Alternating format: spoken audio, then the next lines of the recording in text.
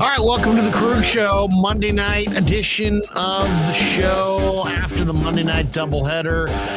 Buffalo routed Tennessee, and then the Eagles pretty much did the same to the Vikings. Everybody on the radio today, I want Kirk Cousins. Well, I don't know. You might want Jalen Hurts after watching tonight. Kirk Cousins never seems to play well in big games, but Larry Krueger on the top here, across from me, Dan Coccimilgio in cartoon form. Below me, Dan Coccimilgio in real life form, which is the cartoon, which is real life. And then in the diagonal box, Ryan Smith. In honor of Dan Coccimilgio, my dad gave me a little bit of ice cream, and I think I'll eat that on air. Look at you. Oh, all right. You're not afraid. Your dad didn't give you a complete, Ryan? First chat of the night from MF, who is beating me in fantasy tonight because Justin Jefferson is just getting shut down, and Jalen Hurts has had a big night. Says Scott Harris, Giants GM, like that, he's gone. Hey, Rye, how you doing? Nice. Oh, Jesus Christ. Is that Ellen DeGeneres? It looks like a famous actor. I just can't think of who it is. It looks a little bit like the guy from Wedding Crashers. Yeah. It's like, oh, yes. Yeah. Yes, Sailor. Yes, Sailor. Who's the actor from Wedding Crashers? Oh, who plays the old guy in Wedding Crashers? The guy who plays the dad. He's like, oh, good man, you're a sailor. You're a sailor. You know how I'm talking about. I know exactly who you're talking to. Oh, he's got kind of a square head. Chris Walken. Yes, Christopher Walken. Hey, there's the Krueg man. That one actually just looks cool. Hey, you're lazy. You're lazy, man. You're lazy. I'm lazy. I'm very lazy. Okay. I'll just come in as myself. Let's be honest. Here I am behind the computer. Okay, we just conduct the show. I'm sorry to interrupt. I know Kev is like I think you're on Twitter, I believe. Acknowledge me if you're right. You're like the Trey Lance. He's like a Trey Lance hype man guy, which I'm not against. He says, we'll see how the Eagles use Jalen Hurts. Not one run between the tackles. He scored a TD. I thought he had one. I thought he had one. He had a lot. He had a couple runs between the tackles. He had a TD between the tackles tonight, or off tackle, but he went. I don't know if he went right up the gut, but so we're 24 hours removed from the 49ers beating Seattle 27-7. It was funny because every time I turned on the radio today, it was just somebody just breathless, just absolutely breathless, losing their mind over yesterday. And I mean, it's hilarious because it was a 20-point win. Yeah, and the Niners won at home by 20, covered the spread. Walter, how you doing, buddy? All anybody could talk about was Trey Lance, Jimmy Garoppolo, Kyle Shanahan. Shanahan is just not showing any remorse. I think it's a good move by him. What's going on? Is there a commercial going here? Oh, I hear something slightly in the background, maybe. Oh, there we go. Sorry about that. All right. Yeah, but Shanahan's not showing any remorse at all. He's just like, hey, you know what? This is what I do. And there's all kinds of people out there saying, hey, you don't know football. It's like, oh my God, you're running your quarterback a dozen times a game. A dozen. That's what it's averaged. A dozen times a game. We're not talking about once. We're not talking about twice. We're not talking about a quarterback sneak here or there. We're talking about a coach. We're talking about a coach that is running his quarterback 12 times per game. So that's really the debate is that too much? And I guess it really doesn't matter how many times you're running between the tackles, because if you're running between the tackles at all, you potentially could, suffer an injury and have him be out for the year. So, he's out for the year, and who knows about his future. And that's kind of where it sits, and who knows what's coming next. There are a lot of people that are going in on Shanahan and people that are going to defend him. I don't know how you can defend running your quarterback between the tackles. I don't care if it was I'm going to give it a shot. I don't care if it was an option play. It doesn't matter. The result is the result, which is. Go ahead, Danny. Here's the thing. Somebody posted, about running, and I said that's why you have 4 running backs, sometimes 5 on your roster, because they run between the tackles and they get hurt all the time. And the average lifespan of a running back in the NFL is 2.57 years, the lowest of any offensive position. Quarterbacks is the highest because they are not running the ball. And, it's just, if you're going to run between the tackles, you're going to be like a running back and you're going to be out. I mean, we just saw TD Price is out now for probably 3 to 4 weeks with a high ankle sprain. Okay. I've been mounting, I've been marinating on it, and similar to how I was a little bit too anti-Trey after the first game. And then, I had some time to breathe, and then we did our Gridiron podcast, and I was like, I went back and looked. Honestly, the conditions were horrible. It was, he actually played much better than I thought he did. He was tough. There wasn't much, the receivers weren't really getting open. I'm now thinking, okay, I just don't think that Trey, I think part of it is that Trey doesn't necessarily have the ability to run outside. So if you want to run him, he's almost like that is his biggest strength, is he's kind of like a power runner, which I know that's weird, but I don't think that he's fast enough. I don't think he's faster than linebackers. And I also don't think that he's a natural runner. So why would you run him at all? There's no law that says you have to run your quarterback. It raises his floor. And Geno Smith ran twice yesterday for 2 yards. But I'm saying because it raises his floor in terms of obviously, his passing isn't quite where Jimmy's is. But if you're able to supplement it with the running, then as the season progresses, hopefully, he progresses. And then by the end of the year, he's sort of, Josh Allen ran once tonight. He ran 10 times last game, and he's like $1 billion quarterback. But he ran once tonight. Okay. And nobody's averaging 12 runs a game. Okay, but I mean, it's a super small sample size. The traits for the first game, Ryan Tannehill ran once tonight. Okay. One time. Okay, but I'm saying I don't think that he is a natural runner. Like if you see guys like Jalen Hurts or Kyler or even Kaepernick when he first broke into the league, these guys, it looks like they've been running since they were, in Pop Warner. Like these guys have such great instincts and they can feel people. Trey just looks kind of uncomfortable, kind of barreling between the tackles. Mahomes ran twice yesterday for -1 yard. Herbert ran twice yesterday for -1 yard. Those aren't even runs.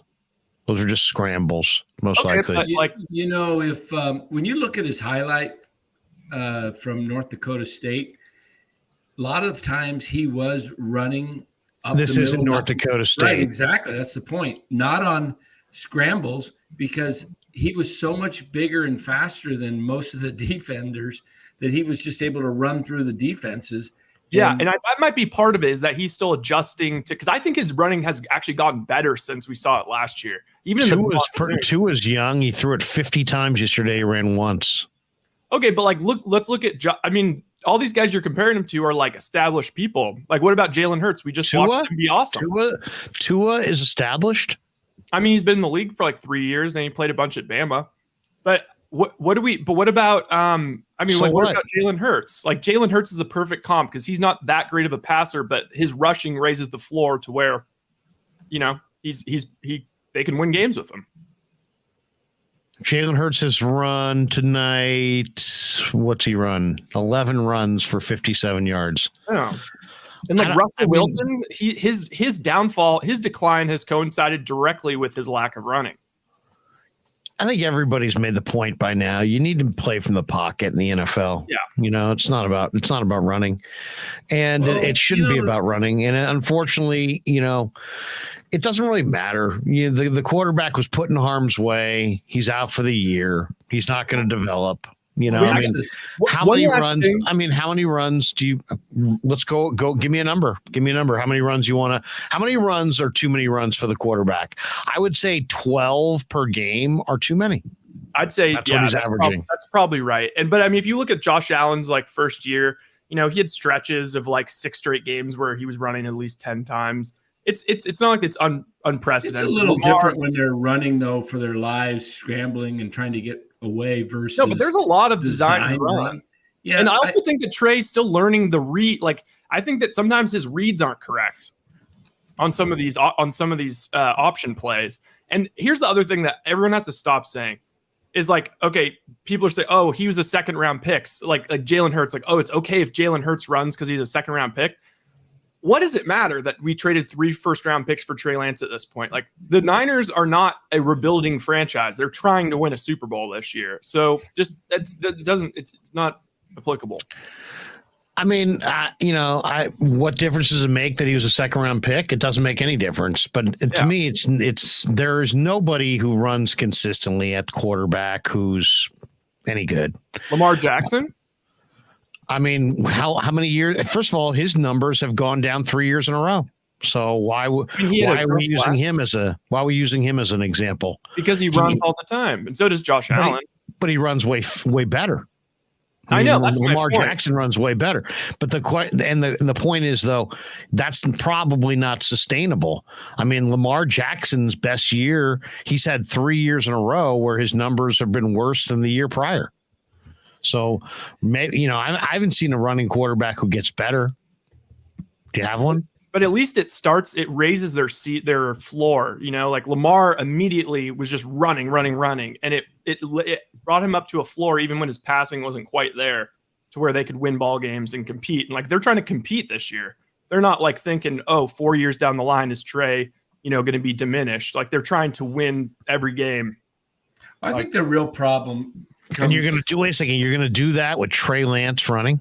If Kyle Shanahan deems that is the best chance to win the game, then yeah. Really? So you'd rather run Trey than run Debo? You'd rather run Trey than run your running backs? No.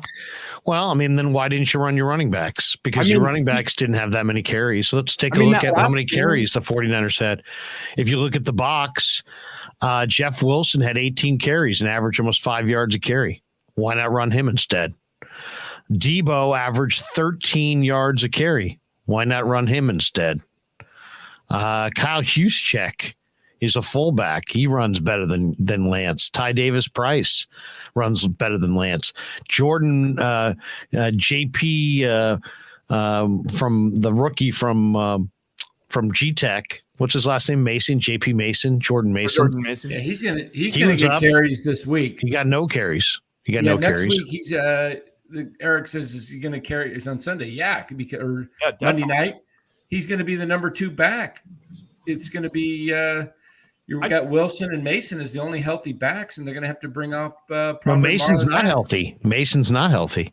Oh, I mean, or sorry, I should say Davis Price is not healthy. He's got the high ankle sprain. My point is, you have a handful of backs, and you haven't used any of them for the most part. You haven't used Mason at all. Why are you running your quarterback when he's not that good of a runner? I don't know why even draft. Why draft? I thought that was part of the draft. They drafted Trey because they didn't draft him to run. They drafted him because he had mobility. There's a big difference between mobility and running your quarterback from scrimmage. Mahomes has mobility.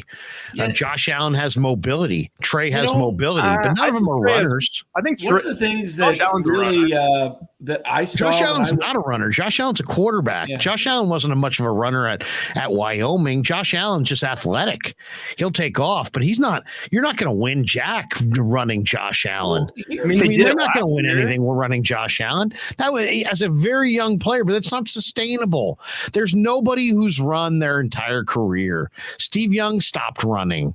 I mean, everybody stops running. But not I talking had about somebody tell me careers. today that Joe Montana wasn't mobile. Joe Montana was incredibly mobile, but it didn't mean Walsh ran in between the tackles. Running your quarterback between the tackles is basically indefensible.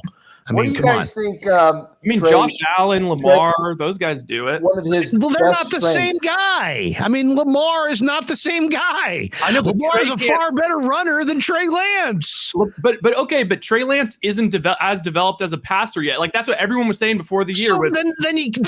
So what? So because you have a passer, Brock Purdy's not developed as a passer. So now suddenly he's a runner.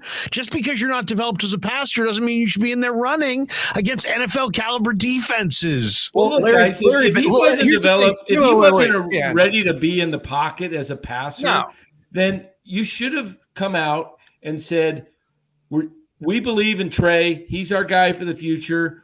We've got plenty of time. We have Jimmy under contract. And we're going to have Trey as a backup, and he'll be ready to go if Jimmy goes down. That's why we drafted him, because Jimmy's gotten hurt. We want a quarterback that could step in, but we want to develop him the slow method and not rush him. And then you handle this whole PR situation completely different. But the Niners botched it from the beginning. They botched it at the end of last year by saying goodbye to Garoppolo. He's gonna be gone. We're going with Trey. If Trey wasn't ready to be a quarterback pocket passer in Kyle's system, then he should have never been the starting quarterback. That's how I see it. What's wrong with having a guy sit 2 years? Aaron Rodgers sat 3 years, and he's one of the top 5 quarterbacks of all time now. The bottom line on this is that Trey has averaged over 12 carries per game in his short NFL career. He's had 3 starts. He's averaging 12 carries per game. Josh Allen has carried it 12 times per game, 5 times. He's made tonight was his 63rd NFL start. So it's not the same. Josh Allen has run a handful of times, 12 times. Trey has averaged 12 in his career. Yeah, so, but that's such a small sample size, and like last year, so 100% of the time he's rushing. They're using him as a runner too much. That's why he got hurt. You know, the one thing that Trey does really well is he has excellent, I think, for a young guy, pocket presence. He's able to sidestep the rush. And that's, to me, where he becomes most effective, is sidestepping the rush and taking off and being able to get 6-8 yards and slide. That's what he should have been doing. This idea, though, if this is how Trey has to play, if you can't use Trey from the pocket, then you pick the wrong guy. Yeah, but just early in the career, though, like the Bad Affleck's double chin saying, Larry, you said yourself, a lot of established QBs ran early in their careers, then stopped. Go ahead. Who? I mean, Josh Allen, Lamar Jackson. I just read you Josh Allen stats. He's only run 12 times, 5 times in 60 games. That's a very Trey's played 4 games, and he's averaging 12 rushes per game. So really small sample size, but a bigger sample size is Josh Allen his rookie year. Okay, he only had 320 attempts and he had 89 rushing attempts, and he missed 4 games. So after he missed those 4 games, he came back and he had 13 rushes, 9 rushes, 9 rushes, 9 rushes, 5 rushes, 9 rushes, and that carries into the next year. It's a lot of similar things. So I just don't think that you can point to anybody who runs between the tackles with any regularity and say that's a recipe. That's not a recipe. It's a recipe to get your quarterback hurt. I said it after the Arizona game. Before I even got the words out, he was on the injured list for a month. Yeah, but think about it, right? He's played 4 games. They've run him between the tackles aggressively in both the Arizona game and in this game, and he suffered injuries in both. But then, so did you not think he was going to be a running quarterback? You thought he would just be a pocket guy? Because he's not ready to be a pocket guy and compete. He's not a running quarterback. He's a pocket guy. He's a pocket guy with mobility. He should have been like. That's exactly what I was trying to say. Mahomes is. He should be what Mahomes is. He's not Mahomes right now. He's not a pocket guy ready to. He's not a runner. You just heard Mike Martz, who knows more quarterbacking than any of us, say he runs like a fullback. So what are we talking about? That he can't pass. So if he can't pass, and his best trait is that he runs like a fullback. That's my point. If you can't pass and you've already been in the NFL 2 years, maybe it's the wrong guy. But you've given up on him. Well, I'm just saying, if you can't pass and all you can do is run, I don't know that that's the case. Kyle Shanahan would know better than I. But my point is this. That's why I give Kyle a break, because I feel like he would know better than us. If he doesn't think his passing is ready, but if he thinks how's he looking right now? He's looking like he doesn't have a quarterback. I mean, he ran his quarterback voluntarily. And he's now quarterback's out for the year. Can we step back here? What we're talking about is that what their current plan is of running Trey Lance. Trey Lance had all of last year as a redshirt year. He got a full year. Training camp, full season. They went to the playoffs, almost went to the Super Bowl. He's preparing and watching film and supposedly getting better every week. Then he had an entire offseason. Then he had a mini camp. Then he had a training camp. Then he had an entire preseason. And here we are early in his second season, and you can't do anything with him other than run him between the tackles. My point is, if that's the only way you can use him, then you probably have the wrong guy. And I don't know that that's the only way they can use him. I think they chose to use him that way. But either way, there's no defense. There's no defending the fact that there's no quarterback running backs don't last in the NFL. They never get a second contract. It's because they take tons of hits to their legs and they suffer injuries. Okay, so, but what about Kyler Lamar? Kyler Lamar. This guy isn't Kyler. He's not Kyler. He's not Lamar. He's not Vic. He doesn't run like that. He's not elusive. He's not a scat. He's not elusive. He's not even close to elusive. He's Josh Allen. He's not even that fast. He's burying his head and he's pushing the pile and he's exposing his legs. And you've watched it. Yeah. And you're calling plays for that when you don't need to. You don't. First of all, why would you put your quarterback in harm's way? What if you did? If you don't need to. What if you why did not run running backs? What if you did need to? What if him never running would cause him to just be a disaster in the pocket? And maybe Kyle knows that.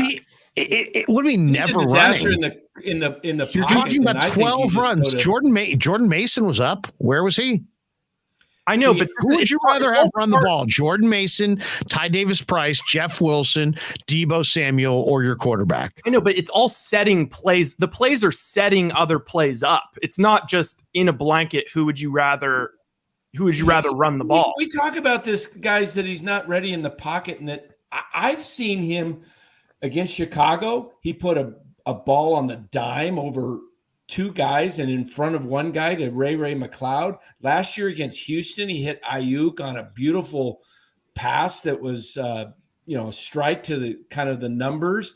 I mean, he's got the ability to. Based on the last 2 weeks, Lance has been more accurate down the field than Garoppolo. Yeah, and look at the pass in the preseason to Danny Gray, the bomb, the go route. He's got the ability to put the ball. I mean, how many guys have said in practice, "Oh, this guy's makes some incredible throws." He also makes a lot of horrible throws. Yeah, but go ahead. Which one did he miss? That was so horrible. I'm saying in practice, he makes horrible throws all the time. That's practice. Who cares? I mean, in the games too. I mean, Kyle is trying to. Jimmy makes a ton of horrible. Yesterday, Jimmy had like 5 balls that were just. This is what I don't understand. Jimmy Garoppolo is a better quarterback than Trey Lance is right now. I don't know. Right, but I think the point we're arguing is I don't know why that. They're just different. A chance to see him just run the plays that Jimmy runs. Just run. I don't know that Jimmy's better than Trey because we haven't seen. So we know enough. The sample size is too small in Trey to evaluate Trey, but it's large enough to say that Jimmy's better than Trey when Jimmy's what, the 22nd best quarterback in the league. I mean, I think Trey's a better talent than Jimmy, to be honest. Yeah, and I think if you look closely, you would have found that Jimmy was not accurate at all yesterday. Okay, but but Larry, then after week 1, when I was kind of trying to be like give Lance essentially the Garoppolo treatment, you're like, wait, no one was expecting him to be as good as Jimmy Garoppolo. He's a young kid, he's a toddler. So it's like, which is it? He's better than Jimmy Garoppolo as far as down the field throwing, and Jimmy's better than him. Absolutely he is. He absolutely is. Listen to Mike Martz, Michael Lombardi. Those guys would tell you are crazy. No, he absolutely. You didn't. Did you watch yesterday's game? Did you see? Like what? 2 passes? Jimmy Garoppolo was like threw for 52 yards in the second half of the game. I don't understand. I mean, 52 yards. It comes down to I feel like you don't have any respect for the NFL. If you wait a second, 52 yards in the second half of the game, right? Okay, he didn't play at all in the preseason. I mean, he didn't. The guy probably played like 10 snaps. Are we going to make excuses for him? No, he threw for 52 yards. He threw every day in the preseason. They won the game. Let me ask. But they didn't win the game because of Jimmy's throwing. What I was trying to say is, that's we're going to get caught in that. Scrambler. Jimmy. First of all, watch the game, and you'll see that Trey was Jimmy had some accurate. Incredible throws, and then Trey Lance was as accurate as Jimmy, was more accurate than Jimmy in the first game in those terrible conditions down the field. That's not true. It is true. Go watch it. Wide open touchdown. He missed. He got wide open touchdown. He took a hit on that play. Okay, but still, I mean, in the NFL. You got to make that. You can't. He saw the guy bearing down on him. You talk about the Croft play. Yeah. He had his 4th string tight end who had 1 step in coverage. Okay, and everybody uses that as that guy was wide open. That guy wasn't wide open. Oh my gosh. That guy wasn't wide open. And I just don't understand why it's always there was a guy running at Trey. Excuses for Jimmy. It's all on Jimmy. Oh, Trey would have done the same thing as Jimmy. But then whenever Trey does anything wrong, it's like, okay, come on, he's got the backup running back, and he's got. First of all, you don't judge somebody in their first start the same way you judge somebody in their 4th year. Obviously, but you just said that he's better. You just said that he's better. Because I was on the binoculars yesterday and I saw Jimmy's deep throws. Not one of them were on target. Maybe one. The one to Dwelly was sort of on target. The rest of them were all floated. I mean, go look at it, Rye. Every receiver that he threw deep to had to readjust his route. He got a couple penalties that he threw so short deep that the receiver came back for it, and he got a couple PIs. Other than that, he was erratic throwing the ball deep yesterday. Erratic. And this is the guy who's been doing it for 4. This guy's been in his 4th year. I mean, Shanahan is the one that decided that Garoppolo was limited. He decided he was the one who decided his availability is limited and he can't be relied upon. Well, he was the one who decided to move off of Garoppolo. Yeah, but that was more about he feels that Trey's better than Garoppolo. I don't think he thinks that. You don't think he thinks? No. He moved off of Garoppolo for Trey as an available. I mean, it's because Jimmy's not available. Jimmy's not available. It's because Jimmy's not available. Guy gets injured all the time. Well, I think it has. You don't think it has anything to do with the fact that Jimmy has a 16% completion percentage on throws 30 yards down the field over the last 4 seasons? Larry, the league average is 30. We just went over this yesterday. I think deep down that is the reason that he acquired Trey Lance. Seriously, it's not just because of Jimmy's injuries. Larry, you're driving me crazy here. No, 16%. Now that Trey Lance can't play and can't put anything on film, now you're Mr. Trey Lance. But as soon as Trey Lance I've been pro Trey Lance the whole time. No, you stepped off. You way stepped back on Trey. You said I'm pro Trey Lance. I know, but you said, okay, no, this guy's got to have time to develop all this kind of stuff. But before the season, you were saying, oh, he's going to be way better than Jimmy and all of this stuff. He is going to be way better than Jimmy, but he wasn't. Right. You just said it's a small sample size. How many games do you want to give him? My point is, you don't develop a quarterback in 3 games. I absolutely believe he's the better quarterback long term. Absolutely. Long term for this season. But I said it a dozen times. I said, you know what? Trey Lance, in my mind, no doubt, is going to be a better quarterback than Jimmy Garoppolo. I believe it. I've always believed it. I still believe it. Okay, but what evidence do you have? Doesn't mean that it's going to happen this year. What evidence do you have? Because Jimmy makes repeated mistakes. Jimmy turns the ball over. Jimmy threw 2 near pick sixes in the biggest game last year. That's all about Jimmy. Jimmy doesn't throw the ball down the field. Trey's bigger, stronger, faster, more accurate, takes better care of the football. He has not proven any of that. He has not proven he's more accurate. Bigger, stronger, faster, for sure. He never turned the ball over in college. At the same point in their career, he had better stats. Okay, but he won more games. Jimmy played at the FCS level. Jimmy played for Eastern Illinois. Jimmy was 23-22 or 22-23. Trey won more. We're talking 1 year of college. This is my whole thing. I think Trey's still going to be the best player in that whole draft class. That's what I've been saying. But I said he's completely unproven, and anyone that has a super strong take doesn't mean you run him. Doesn't mean you run him. I know. Now you're getting away from the point. I said anybody who has a super strong take either way, there's not enough evidence to have a super strong take either way. And anybody that's doing that is just trying to get ahead of a take. So I don't understand. How can you tell? How do you know that he's going to be better than Jimmy Garoppolo? Because Jimmy Garoppolo. Only talk about Trey. How do you know about Trey? Because Jimmy Garoppolo has shown what he is, and you're asking me to say is Trey at any point going to be better than the 20th rated quarterback in the league? And yeah, he is. How do you know that? He is. Because he's got the entire skill set. He's smart. What about any tape? He won. The guy had 28 touchdowns. He had no turnovers. Larry, in the FCS level. Come on. Right. What are we talking about here? And then he hasn't played for like 3 years. So you're asking me to point to I'm telling you, size. To be honest, nobody knows. Size, speed. What I think is way better elusiveness. He already is better at avoiding the rush than Jimmy Garoppolo ever was. Can't get the ball out as quick. This guy's got the ability to move within the pocket. This guy's got the ability to extend plays.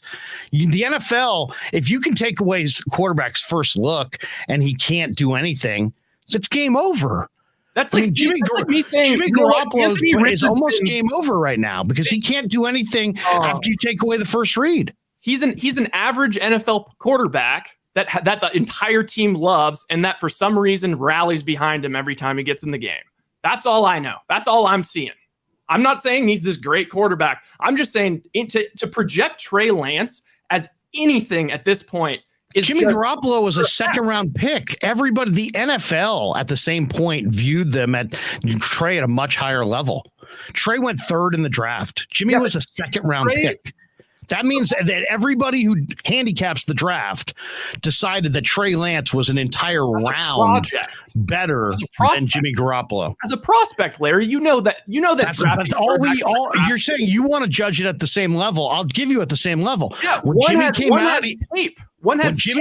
Jimmy came out, he was a second-round pick. When Trey came out, he was the third pick overall. Okay, but this isn't a time machine. One has tape. One has put out tape and has won NFL games. The other one hasn't done anything. He's just a projection. He's no different than Anthony Richardson. It's like saying Anthony Richardson will 100% be better than Trey Lance than Jimmy Garoppolo.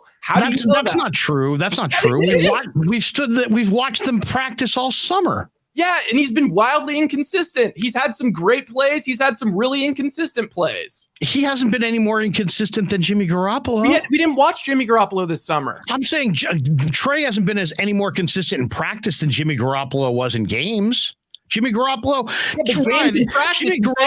nearly threw 2 pick sixes in the final game against Green Bay.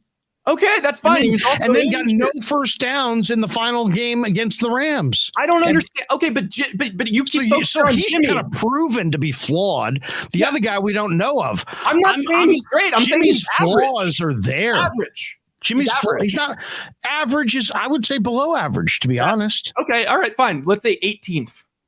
18th best quarterback. So you don't think that a guy picked in the top 3 is better than a guy who's the 18th best quarterback in football? I think he is. I don't know. He already has a stronger arm. Vegas moved the line. The Niners are now more of it. The Niners line went towards the Niners in this Broncos game. But they couldn't give Jimmy away for a ham sandwich because of the injury. Well, no, because he healed from the injury. But everybody already had their quarterbacks. Quarterback musical chairs happened. They still couldn't trade him. They still couldn't trade him even after they reworked his contract. They haven't been able to trade him. Wait, who was the GM we just talked to? He said that he would have easily been gone if the guy who's the GM of the Saints. He said he would have easily been gone if. But they could trade him right now. The Niners. So why is nobody? Yeah. Why in the world would they trade Jimmy Garoppolo? That's insanity. Because they wanted to trade him and they reworked his deal for $6 million. They don't have Trey Lance anymore. Yeah, but before Lance went down, they could have traded him. I mean, they could have, but everybody was already set with their quarterback for the year. But not everybody. I'm just saying they could have. Do you think Seattle? Who? Seattle wouldn't have taken wouldn't have taken Jimmy at $6 million. I think they would have taken him if he was a free agent. If the Niners got him. My point is that you can point to Trey's whatever 3 games, 4 games. You can call it a small sample size. That's fine, but at the same point, if you want to judge them fairly, at the same point, everybody in the NFL had Trey around in front of Garoppolo. So coming into the league, coming into the league, the scouts had Lance rated higher. So it's not outlandish to say that Lance has more talent than Garoppolo. You could say more potential. Sure, but you can't say that he's a better player. He's a bigger, stronger, faster guy with a better arm and better college stats. He has more traits. Bigger, stronger, faster, better college stats. Guy's played 12 games in college, and he's played 4 games in the last 4 years. My point is, he is going to be better than Jimmy. It's just, I said this last week, and I said it the week before, and I said it the week before that. Just because a guy is going to be better than Jimmy Garoppolo doesn't mean he has to be better this minute. Just means he's going to be better, and I really believe he's going to be better. You're saying that he is better than Jimmy. I'm saying he's going to be better than Jimmy. He's a better prospect than Jimmy. In 3 years, he will. But I mean, I think he's better than Jimmy right now. I think he's better than Jimmy right now because Jimmy's not accurate. But Larry, if we went and asked Kyle Shanahan, George Kittle, all the guys on the Niners, none of them would agree with you. First of all, I never would ever ask a player or Kyle Shanahan about personnel. Why? Because they're not personnel guys. Why do the players know the personnel? The players aren't even studying the personnel. Why would Kyle know the personnel? Why would you know the personnel more than Kyle Shanahan and the players? Because I actually know personnel. Because I've actually done personnel. Okay, because Shanahan's done personnel. He's never done personnel. And he's a play caller. He's a play sequencer. And there's a big difference. And here's the bottom line on it. I'm not saying that he's better now. I'm saying that he's going to be better. He's a better prospect. At the same spot in their career, he's a better prospect. He's a much better prospect. Bigger, stronger, faster. My point is, why would you run your quarterback who's so valuable you don't want to? Why would you subject him to hits unless you had to? It wasn't the fourth quarter of a tie game and you had to have those 3 yards and there was nobody else. You voluntarily did it. There's nobody who voluntarily gives their quarterback 10 hits a game that lasts. Name one. Nobody. All the quarterbacks you're going to name are young guys in their first or second year. Nobody's ever done it. That's what Trey Lance is. He's a young guy in his first or second year but it's not sustainable. No, it's not. Which is why probably after the first 2 years he would have to stop doing it. So why would you even do it? Why? So you're going to subject your quarterback. But you didn't need to do that yesterday. Level team. You didn't need to do that yesterday. You didn't need to run your quarterback. You didn't. You had running backs, and they were all fresh. I agree that they didn't need to run him yesterday. Especially why did they run him? They would have won that game by 20 points if Trey had stayed in. I agree. He didn't get hurt. So I was kind of like, why are you running him? This is the chance to get him experience in the pocket.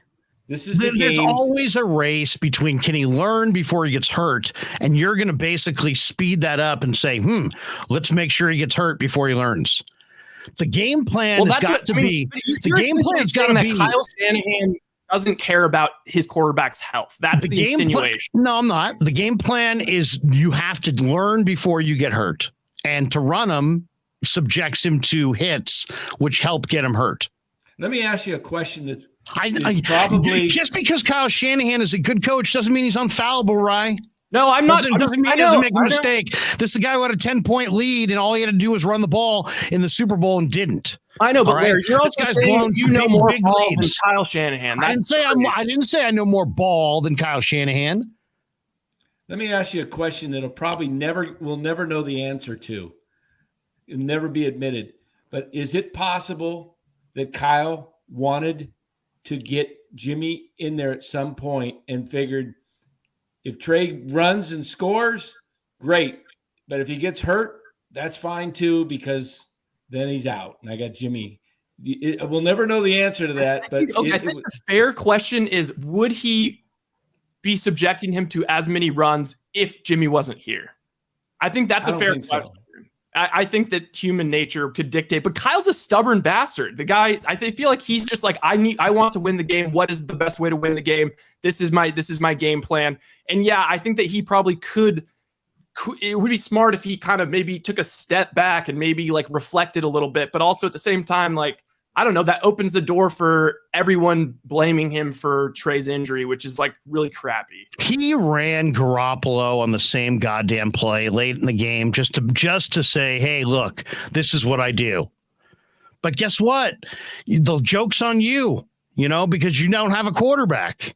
So you can do whatever you say and have whatever philosophy you want, but good luck. You're sub 500. You're a sub 500 coach in the NFL. And without Garoppolo, you're like whatever it was, 7-29. So he's really struggled to win games without Garoppolo.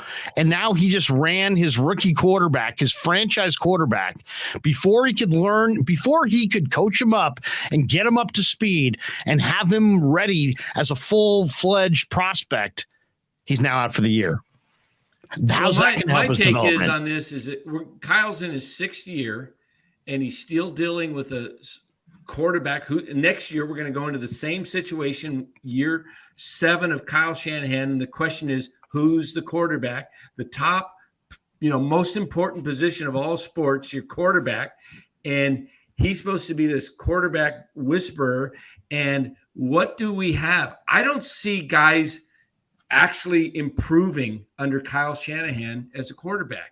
I know. I think he's more like a John Gruden, where it's like gets like these journeyman quarterbacks, and the whole quarterback whisper thing is more about he's able to take kind of a Matt Schaub, Rich Gannon, these guys, and elevate them to possibly fringe Pro Bowl. Kirk Cousins, Jimmy. I'll say this, yeah, really develop. I agree. Jimmy's best quarterback play was when he didn't know the playbook in 2017, and he was just going out there and playing like street ball.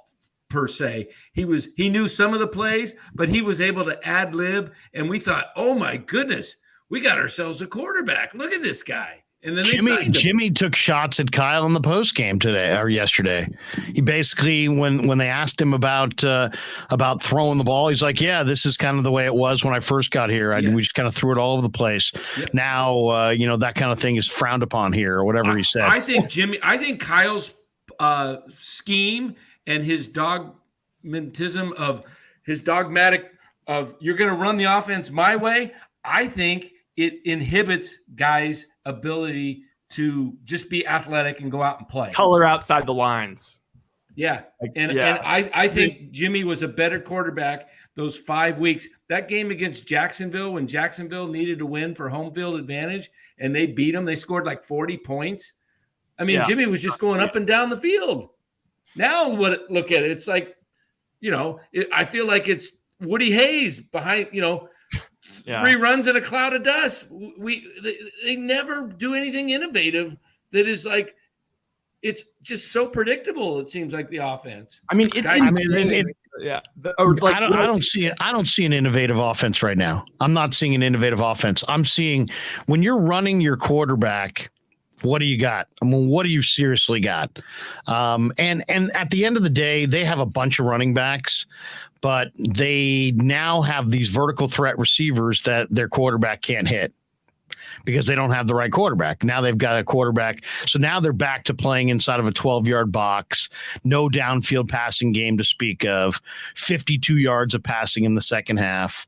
a player that you basically told everybody, including him, that you didn't want.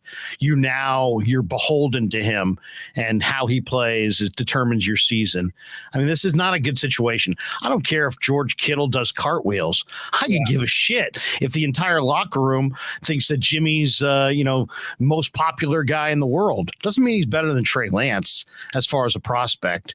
And there was a reason they were playing Trey Lance. Heck, until yesterday, if you had gone up to Kyle Shanahan, he probably would have told you that Trey Lance is better than Jimmy Garoppolo, because that's why they're going with him, right? Theoretically, they're going with their best. He's not trying to lose. But ultimately, you've got a quarterback that either your system's too complicated and you can't coach, either your system's too complicated or you can't coach it fast enough. But going into a second year, you should have your quarterback at least able to operate the basics of passing so that you're not running voluntarily on 2nd and 6. I mean, when you're running on 2nd and 6, I mean, with your quarterback, when you have a bunch of other options, it's cool if it works. It's like anything else. It's like, are you good? Well, what's your record? Look what Mike McDaniel's there's more to it. There's nuance to it. Well, it doesn't really matter. It's all that matters is your record. And it's the same kind of thing with injuries. It's like if you play a guy and he gets hurt, well, guess what? I mean, he got hurt. So that's the bottom line. I mean, that is the bottom line. There's no fantasy world that we can live in that, well, it really was smart in this. How could it be smart? You don't have your quarterback the rest of the year, and you voluntarily did that. You didn't have to do it. You didn't have to do that. And he did it. And now he's sitting there and I'm sure there's lots of people going, what the hell? What are you doing? At the end of the day, honestly, just to bring it back to a more lighter note, I was thinking about it today, and I was just like, I was starting to get really bummed because I think everyone can all come together and sing Kumbaya about the fact that Shanahan, we can agree, is at least with certain quarterbacks a very great play caller. And, we all were like, we had Jimmy G for a while and we got really close. And then there was always this idea like, man, could you imagine this quarterback or that quarterback or this quarterback in Shanahan's system? And it's almost like, we had the girlfriend and the sex got a little stale. And then it's like, ooh, Trey Lance, this guy, deep balls and running and all this crazy, awesome stuff. And it just gets your blood flowing. Oh, Shanahan operating with one of those guys. And then it just seemed kind of stale, and it's just a lot of runs to Trey, and it's just a disappointing thing. But now it does kind of feel like, maybe the sex swings weren't working out. Maybe now we're back to old reliable Jimmy. I think the judgment was sound. The judgment was sound. Look at the future of the NFL. Forget Tom Brady, he's the past. Forget Aaron Rodgers, he's the past. Forget the pocket passer that you remember. Look at what's there in front of your eyes. Who's standing between you and the Super Bowl? Mahomes, Kansas City. He's got a big arm and he's very mobile. Deshaun Watson, is a great young quarterback. He's got mobility, throws well on the run, pretty damn accurate. Justin Herbert, doesn't have as much mobility, big time arm though, some mobility. Josh Allen, mobility, big guy, huge arm. So to me, it would made total sense that Shanahan and Lynch looked at Garoppolo, looked at who's won quarterback or won Super Bowls in the last 30 years, and then looked at the league and said, you know what? I don't know that the pure pocket passer who doesn't have that second level ability to be mobile and extend plays and make plays late in the down, big arm and that kind of big playmaker. I don't know that we can win in this league without that guy. So they had a chance to keep Jimmy, decided not to. Had a chance to probably get Mac Jones if they wanted to, if they could have stayed where they were and got Mac Jones, decided not to. Decided that they wanted to trade into the top 5 because they wanted their Mahomes, their Herbert, their Josh Allen. And then they went and got the guy. But those guys are pocket passers who can run. This guy is, if he's a pocket passer who can run, then Shanahan doesn't believe that because that's not the way Shanahan's utilizing him. So I think it's a deal where he is a pocket passer and who can run, but he's just not developed. And they wanted to play him right away. So here you go. He got 1 year to redshirt. Then he's out there. And when they discovered that he needed more refinement as a pocket passer, they probably should have sat him down a little bit or not leaned on him but I mean, to just sit there and say, he's not a pocket passer. We'll just run them between the tackles at NFL D tackles and linebackers. Really? That's the plan? And that was a terrible plan. And I said it. I mean, people say, don't second guess. You're only second. I know. I first guessed this thing. I said it in the Arizona game. I said it after week 1 where other people were talking about the weather. I said that I wouldn't have run the quarterback as much as they did. I didn't understand the quarterback power. I still don't. Risk reward. 3 yards is not worth your starting quarterback. If you got a 70-yard run, well, maybe it's worth an injury. It's a 70-yard run. But why would you ever risk the health of your signal caller for 3 yards? And none of those runs are designed to get up anything more than 3 or 4 yards. I remember when we had Ned on, when Ned said about drafting players, and he said it's hard to draft guys when you look at their competition. You want to look at in high school where they, beating the guy up, with guys knocking the ball all over the field because he was facing inferior competition, or you go with a college guy who's hitting well and he's hitting against top pitchers in college. I'm looking a little bit right now on my phone, some of Trey's highlights at North Dakota State. It's like he'd run straight up the middle in the hole you could drive a Mack truck through because it's Missouri Valley Conference. If you watch Trey's highlights in college, I agree with with the personnel guy we had on last week who basically said there's too many running highlights. Oh, Randy Mueller. Yeah, I knew Randy. There's too many running highlights. There's not enough passing highlights. Right. Hey, before we get to Sean here, we should get to some of these super chats because we're behind on them. Jaguayo 56 donates $2. When we were talking about the throws of Jimmy, he said, Larry, what about the throw that Ayuk dropped? I guess that was a good, that was a nice deep throw. That was a pretty good throw. And then Jaguayo also says, let's wait until Trey gets us 2 Super Bowls and NFC championships or conference championship. We got a few more in here. And I can put them up. You can get them. Okay, because we're behind. I'm sorry, chat. And sorry if I was being angsty. All right. Pizza Diaper. We got this one right here going in order. No one knows if Jimmy or Trey is a better quarterback. We just saw Trey play Wildcat. It would have been nice to see the kid play freaking quarterback.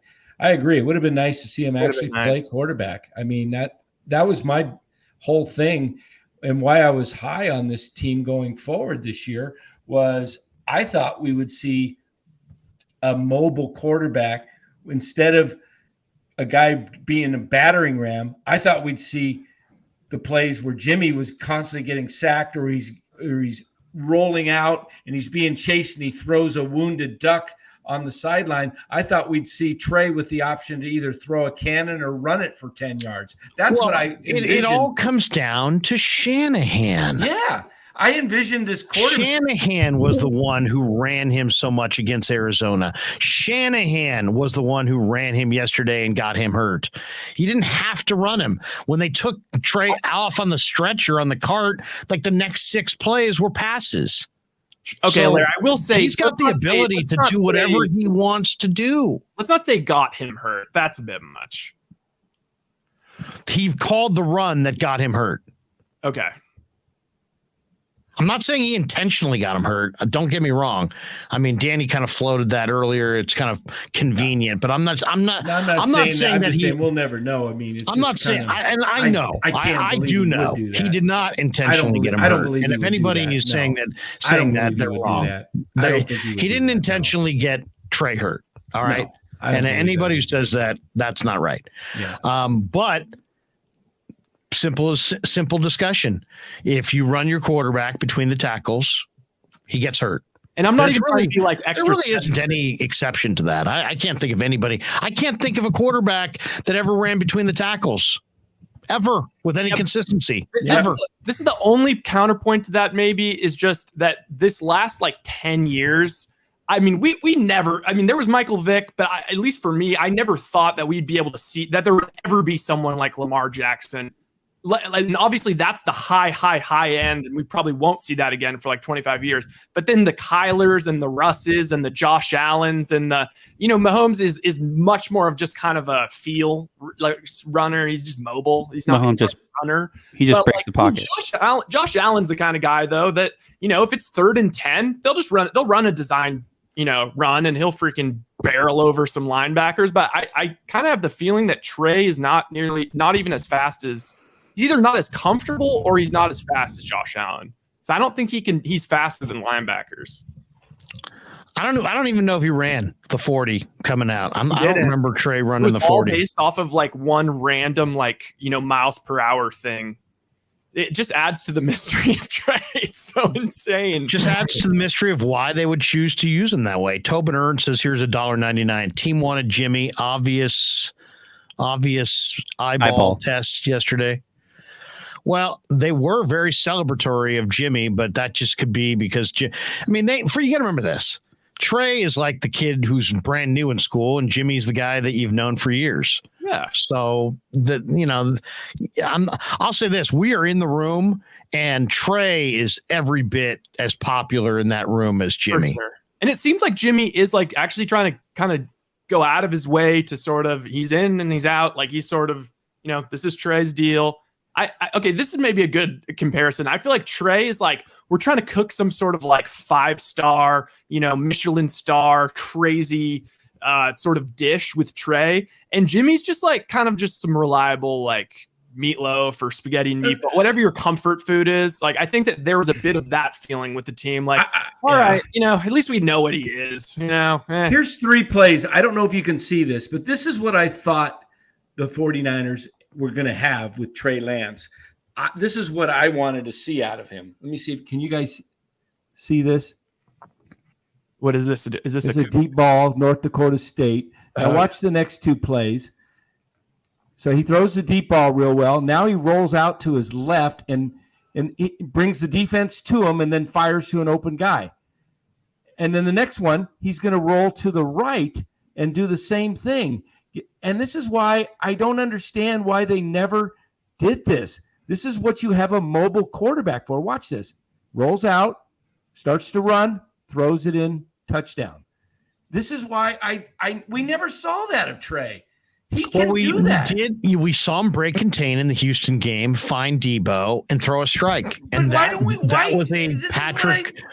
was a Patrick Mahomes kind of a play. Yeah, I thought they drafted him. That's what I expected to see out of Trey. Yes. Is a guy who could break contain, extend plays, break the pocket, and then throw lasers down the field. And he can do that. He can do that. We've seen him do it. He did it, like you said, against Houston. He put a strike on the to Danny Gray against Green Bay on a go route. He has scrambled, even in Chicago. He had 2 plays downfield. They just didn't know how they wanted to use him. I mean, let's. I mean, it's not that complicated. Look at the games he won. I mean, he won the Houston game. He ran hardly at all in that game, except for scrambles. But he ran a ton in the Arizona game, lost. Ran 3 times yesterday. My big gripe was that you didn't need to run him. So why are you risking anything? You know what it means to run your quarterback, and then to risk your quarterback for 3 yards. we NFL coaches do risk reward stuff all the time. The reward is not there for the risk, and then to be so stubborn that in the same game that you've lost your starting quarterback in garbage time. You're gonna sprint Jimmy Garoppolo into the teeth of the Seattle goal line 3-4 defense in the fourth quarter for shits and giggles, just for the hell of it, just so you can kind of say that's me and that's my offense. That's Kyle. That's a level of stubbornness that is, I don't know. What would happen if Jimmy went down? What would have happened right there if Jimmy went down? Purdy time. It's not just Purdy time, but there would be people, saying that it's pure negligence. I couldn't believe it when you ran him. I couldn't believe it. I was like, I couldn't believe it either. I couldn't believe it. Yeah, I was like, what is he doing? It's not necessary. He's making a point. He's making a point. He's making a point that, hey, I don't just run Trey. This is part of my offense. Yeah, he even said it in the post game. He's like, hey, we're going to keep doing that. This is what we do. It's not even that rare of a run. And I get it. But once again, risk reward. Because it really doesn't matter about, hey, this team does it, that team does it. You don't have your quarterback.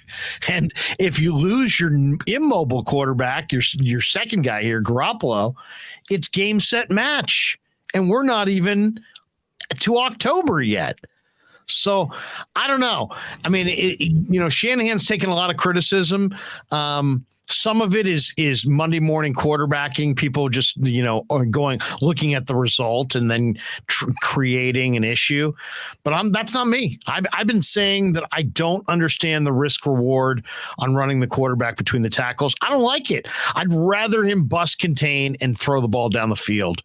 And it tells me that and the other thing about it is, has Trey looked that bad as a deep ball thrower, as a thrower of the football? I know March said he did, but I've been watching him really, really closely now for over a month, and then I watched Garoppolo come in this last game, and I know that Trey's deep balls were more on point than Jimmy's in that second half yesterday. So Jimmy's ball floated, it fluttered, the receivers were turning for it, they were coming back to it.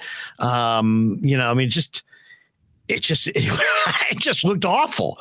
I mean, I don't know if Jimmy just wasn't into it because he didn't think he was going to play, or if he's not in tip-top shape, or if his mind is elsewhere, but he didn't even look anywhere as good as the Jimmy that we saw last year. And yet they still found a way to beat Seattle. But I don't know. I don't know what to say about the 49ers at this point. I don't know what to say about that play calling. I don't know what to say about where they go with Jimmy. I feel terrible for Trey. And it did seem that the other thing now, Mike Silver, and this is the other point that I think is kind of interesting. Mike Silver from the Chronicle has an article up where he basically said, this is a quote from inside the locker room. It says, thirdly, and this is the part no one wants to say publicly, but something several players and coaches enunciated privately in the wake of Sunday's game, the 49ers are a better team right now with Garoppolo at quarterback than they were with Lance. And then he says, Silver writes, as two of these realists told me after the game, I can't say it, but you can. So that's an indication that there are guys in the room that believe what Ryan was saying, that that Garoppolo is better than Lance. And I saw some of the guys that Silver was talking to, and I'm not going to say who they were, but weren't exactly small-time guys. So there's guys in that room that feel like Jimmy's the guy. That Jimmy's the better player than Trey. Yeah, I'm not trying to spin rumors by me. I saw who Silver talked to, and they were bigger name guys. They weren't just nothing burgers. Tobin Ern says, here's $1.99. Kyle's legacy is broken bones and soft tissue tears. It is a little bit. If we step back a little bit, it is kind of insane that we're all calling for his job now. Who is? I mean, the media at large, people in the chat, people like everybody's saying Sean Payton, get rid of Kyle. Kyle's trying to. It's like he did take us to the NFC Championship last year, and I mean, proven that at least with some version of an average quarterback, he can take the Niners all the way. This is a team that dumped Jim Harbaugh. He was 44-19-1 and took him to a Super Bowl. So they could, if they, to say, oh my God, I can't believe they're talking about getting rid of Kyle Shanahan. Kyle Shanahan's sub 500 at least. Harbaugh 44-19-1. Yeah. And with a Super Bowl berth. So they decided, guys get canned for a whole myriad of reasons. I think it's his arrogant attitude. I think if he was just a little bit more not as arrogant in these post-game pressers. Harbaugh? No, Kyle. Oh, Kyle. Just not to, like super defensive with Grant and just being super arrogant. I think people would respect him a little bit more and not be calling for his head right now. If he said, hey, maybe I can do a little bit better job with Trey, maybe I need to adjust my play call a little bit, but he didn't. He's like, watch the games and watch the Bills. Sean, to your point, did you guys see? I think Grant tweeted that Mike McDaniels on Tua. That was kind of like, ooh, that's some good head coaching bedside manner. Did you watch that game? Did you watch the Miami-Baltimore game? Oh yeah, The play calling was absurd. Yeah, absurdly good. You mean? Absurdly good. Yeah. Yeah. Essentially, Mike McDaniels turned the Miami into Alabama again. They said, all right, hey Tua, let's just get you way better athletes than anybody else on the field. Yeah, they were down 21. Of speed, right? Yeah. He's got a ton of speed now, and he's got a young quarterback who's playing fast and letting it go. Speaking of Grant, did you see his tweet today about if the 49ers don't win the Super Bowl this year, they should trade Kyle for a first-round pick and make Sean Payton the head coach? Okay, could you imagine what people would be saying if there was a Taysom Hill here? Taysom Hill would be driving people crazy. Oh yeah. My problem with Jimmy is, he doesn't like you guys have always talked about. He doesn't have the deep ball. So Larry, like the defense doesn't have to. You don't have to defend that. You don't have to play the whole field. field. You have to play like 15 yards. You gotta protect. It's like having no 3-point shooters in the NBA. Yeah, you got to protect the crosses. That'll the dump passes to Debo and hope he takes it to the house. He doesn't really lead his receivers. He gets his receivers injured. He's always throwing up. You got Ayuk making crazy catches. You got Kittle getting hurt. He's throwing off his back foot. My thing is, I don't think he's the same quarterback since he tore his ACL. I agree. If you look at that, but before he tore his ACL in the pocket, he looked like Tom Brady. Yeah. He just was super Here's calm. the question, guys. Why is he so popular then? If we can all see his flaws. Because he's a good dude. He's good looking. But the guys don't care if he's good looking. Let's be honest. They don't care. Come on. No. Nobody cares about that. But why is he so popular? Because you're right. He does get his receivers killed and he can't throw deep. Humble. And is it just that? I think he's a good guy. Point fingers. He's just a Midwestern guy with good work ethic. Look what happened this whole trade. He didn't say a word. Yeah. A word. Most other quarterbacks would have said something or leaked something. Mayfield got a sniff of that and said he didn't say shit. Yeah. Here's the question I have: Does Jimmy want to be here? Yeah, I think this is the best situation for him to get a long-term contract from another team. But does he want to be here beyond this year? No. He's not going to last this year. He gets injured every other year, right? A massive injury every other year. So he was healthy last year. This offensive line, if Jimmy played week 1 in Chicago, he's probably injured in that game. Oh, stop.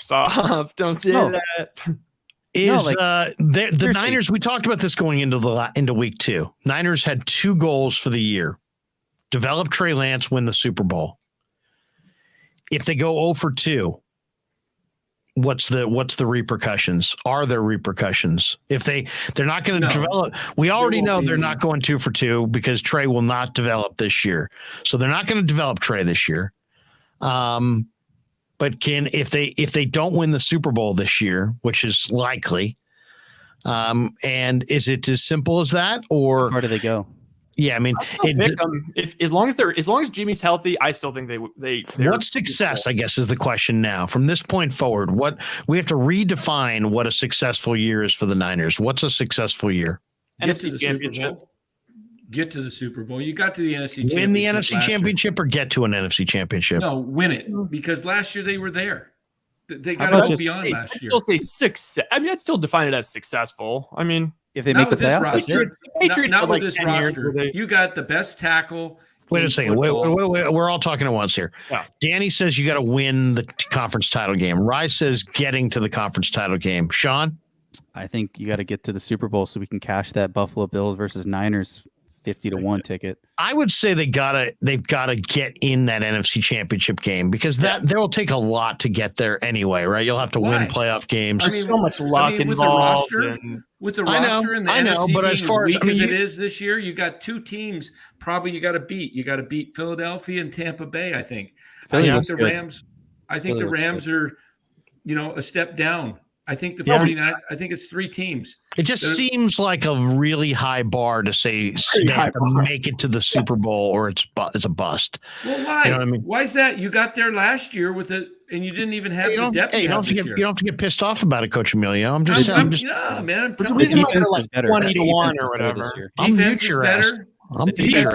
Yeah. Okay, can we focus? That is one thing that's going to be fun is if we can all just stop. When we all can move on and just realize like, oh my God, this defense is going to be so fun to watch all year. There's going to be so many picks. They stopped the run in this last game. Yeah. Can they stop the run? They stopped Rashad Penny. They stopped Kenneth Walker. Can they stop Javonte Williams and Melvin Gordon? Oh, no. Faith took a poop. No, Giants scored 3 runs in the 10th. Dang it. Why? Were you rooting against the Giants now? It's 10-7 Giants. Last night I want them to fall flat on their face. I thought he was going to Okay, wait. Let's rip through these super chats because we are getting super behind. Okay. Who hit the homer, though? Okay, Maybe Todd Jersey Architecture Inc. says, all week I said, keep Trey safe. He's not a damn runner. He can pass. They didn't give the poor guy a damn chance. Jimmy can't pass over 20 yards. Yep. I mean, noted. I agree. 2001. If Jimmy is so talented, why didn't another team snatch him up? Even with a healing shoulder, he should have been picked if he's such a quote-unquote winner. I think he would have been if he didn't have the injury. It's a weird dynamic, though. He's enormously Tyrell 3-run homer. It's cool. Easy, Danny. Don't make me mute. It was one of the young guys. But it is interesting. They have two different vibes on Jimmy. It's like the league vibe is, hey, this guy sucks. Nobody wants him. The locker room vibe is like, he's invaluable and he's our leader. Yeah. Isn't that interesting how, if you ask guys in the room, we love Jimmy, but you ask people around the league, we don't love him so much. He now makes $6 million a year. That's a very tradable, attractive contract price for any quarterback, whether it's your starter or your backup. And yet, either nobody's coming knocking or they're resisting. Robo. Okay, can confirm. I heard Larry on the radio. No. We just read that. I heard Larry on the radio last year after the Arizona game concerned about the Trey usage. Absolutely. Oh, no, I took a lot of criticism from people in Ninerland who were like, how dare you criticize Kyle Shanahan's game plan? And then what happened was the Niners had the bye week the next week. So we had Kyle on every week, and I was going to ask him about it. The Arizona game, the play calling, but he wasn't on. So I had to wait a week. So I asked him a week later, and I got some pushback from the 49er people like, hey, man, that was 2 weeks ago. It's like, well, I hadn't asked him the question, and it wasn't like I was trying to embarrass him. I wanted answers. I want to advance the discussion to the point where Kyle says, hey, this is why I'm doing this. And I didn't feel like it ever really came out in the week after the Arizona game. So I asked him a week later. And he still didn't. He gave me a non-answer, but at least I felt as much as I'd been bitching about it, I felt like obligated next time I had him on to actually ask him about it, and so I did. But what can you say? I mean, I just never am comfortable with the idea of a guy who's as valuable as your quarterback. I mean, there are people who were talking about Trey and Jimmy last month being, who cares about the backup quarterback? Who's this guy's backup? Who's that guy's backup? It's the NFL. Nobody cares about the backup. Well, if you're going to run your quarterback between the tackles, you sure as hell better know exactly who the backup is because you're going to see him. Those inside linebackers and D tackles, they play for keeps. It ain't college. And my biggest fear for Trey, we talked about it, I think at several points going into the season, I said my biggest fear for Trey is that he doesn't have appropriate fear, that he's stiff-armed a lot of FCS defenders, that he's tried to run over Isaiah Simmons. I said, you got to have appropriate fear if you're playing quarterback in the NFL, but otherwise you don't last. And I don't think Shanahan or Trey had the appropriate fear here. I mean, maybe that is the silver lining of this whole thing. It's a huge stretch, but maybe Jimmy or Trey realizes, like, look, like for example, on that play, if the read is, if it's really there's no open space, just hand the ball off. Don't even try. Well, no, if you look at the play, he got hurt.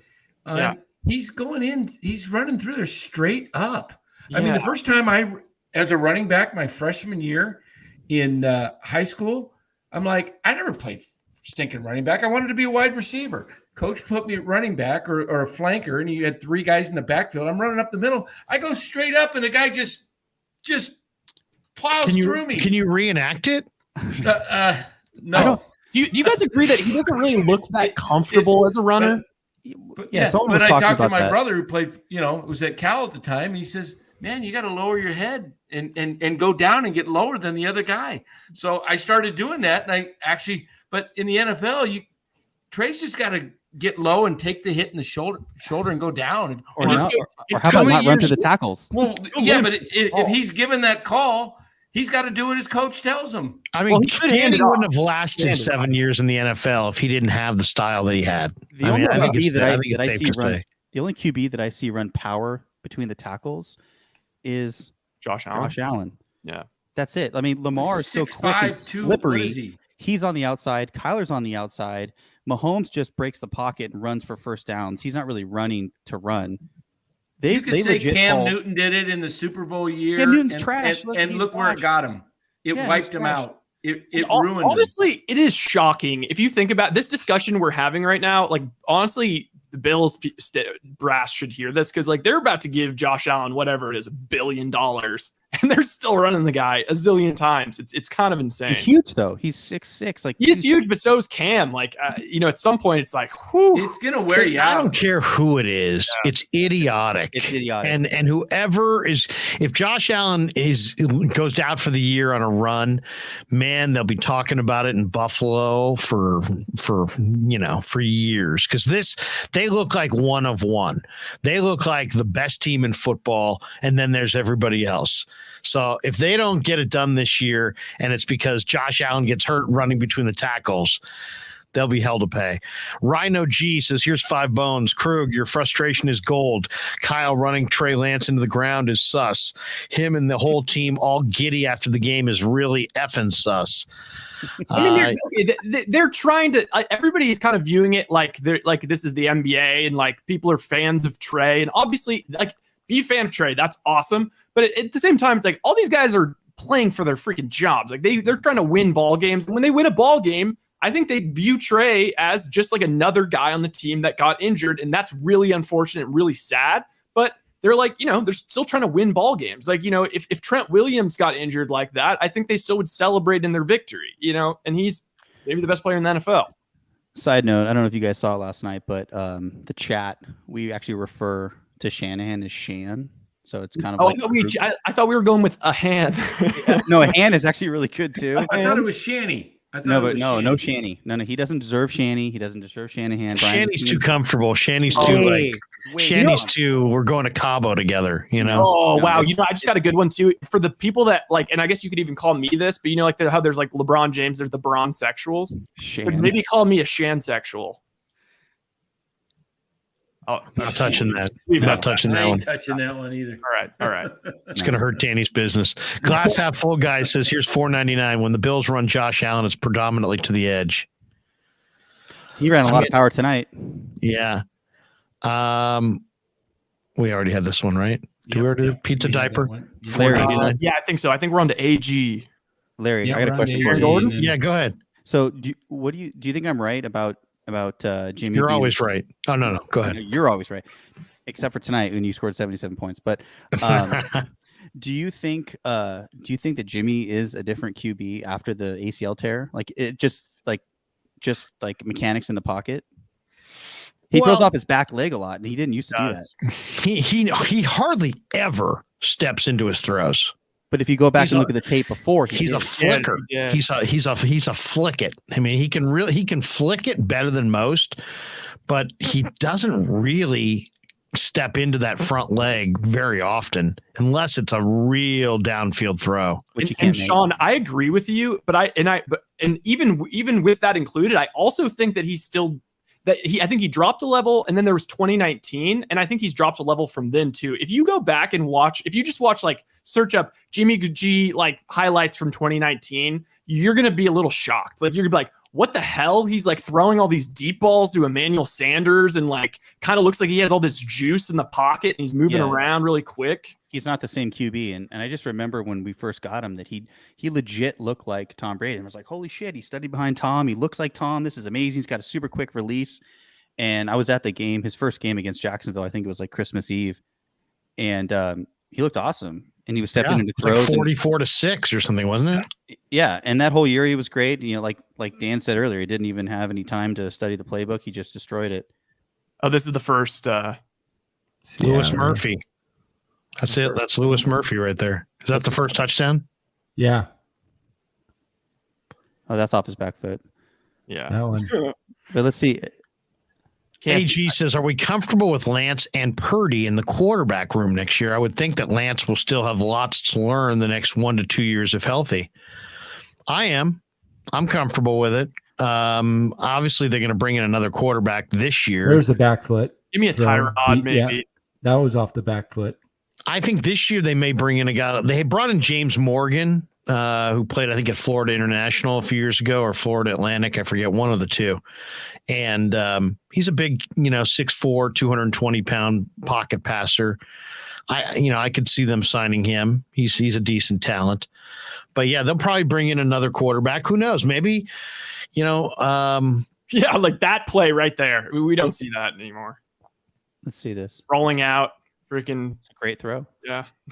He's just jittery. He just looks super jittery to me in the pocket all the time. Yeah, I mean, I think, it's interesting about Garoppolo. It's like I think when, he gets that first read, the ball comes out with a lot of accuracy and with good zip.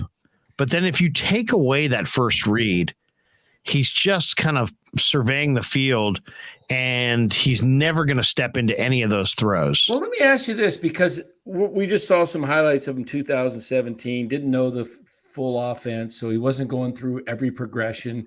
He was just like, who's open, boom, throws.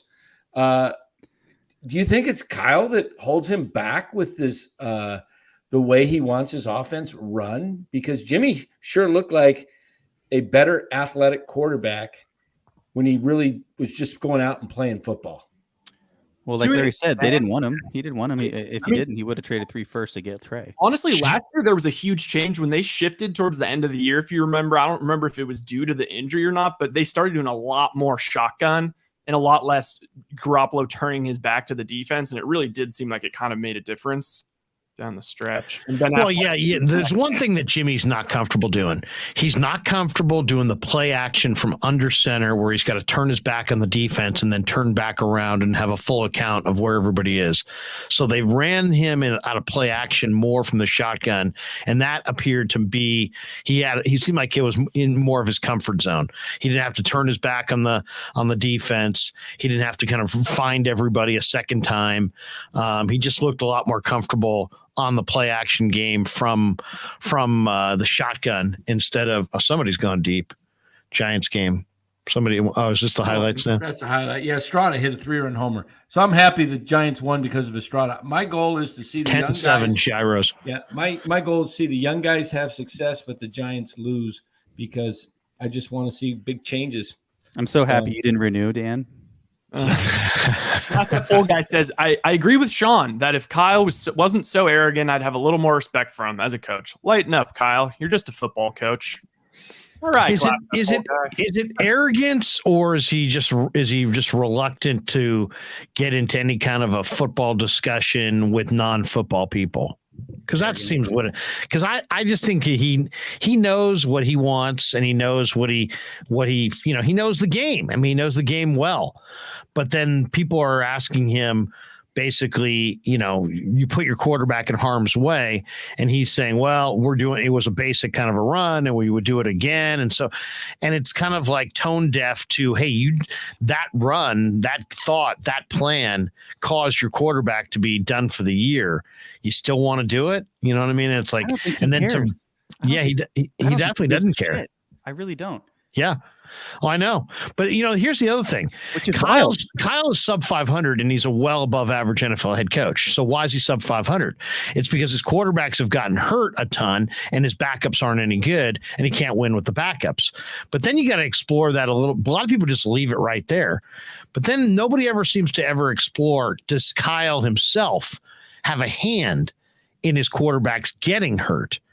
And is that why he's sub 500? Because his style of coaching or his whatever, he ran RG3 into the ground, helps, gets his quarterbacks hurt, and then he's going to his backup, and you can't win in the NFL with your backup. For Jimmy. I mean, Jimmy's act was just, Jimmy tore the ACL on a sideline decision that he made. Yeah, that's football. And then he hurt his shoulder last year, and his and what else did he have hurt? His throwing hand got hit or something like that, or thumb. Yeah, he had the thumb injuries of the shoulder. Those are just football.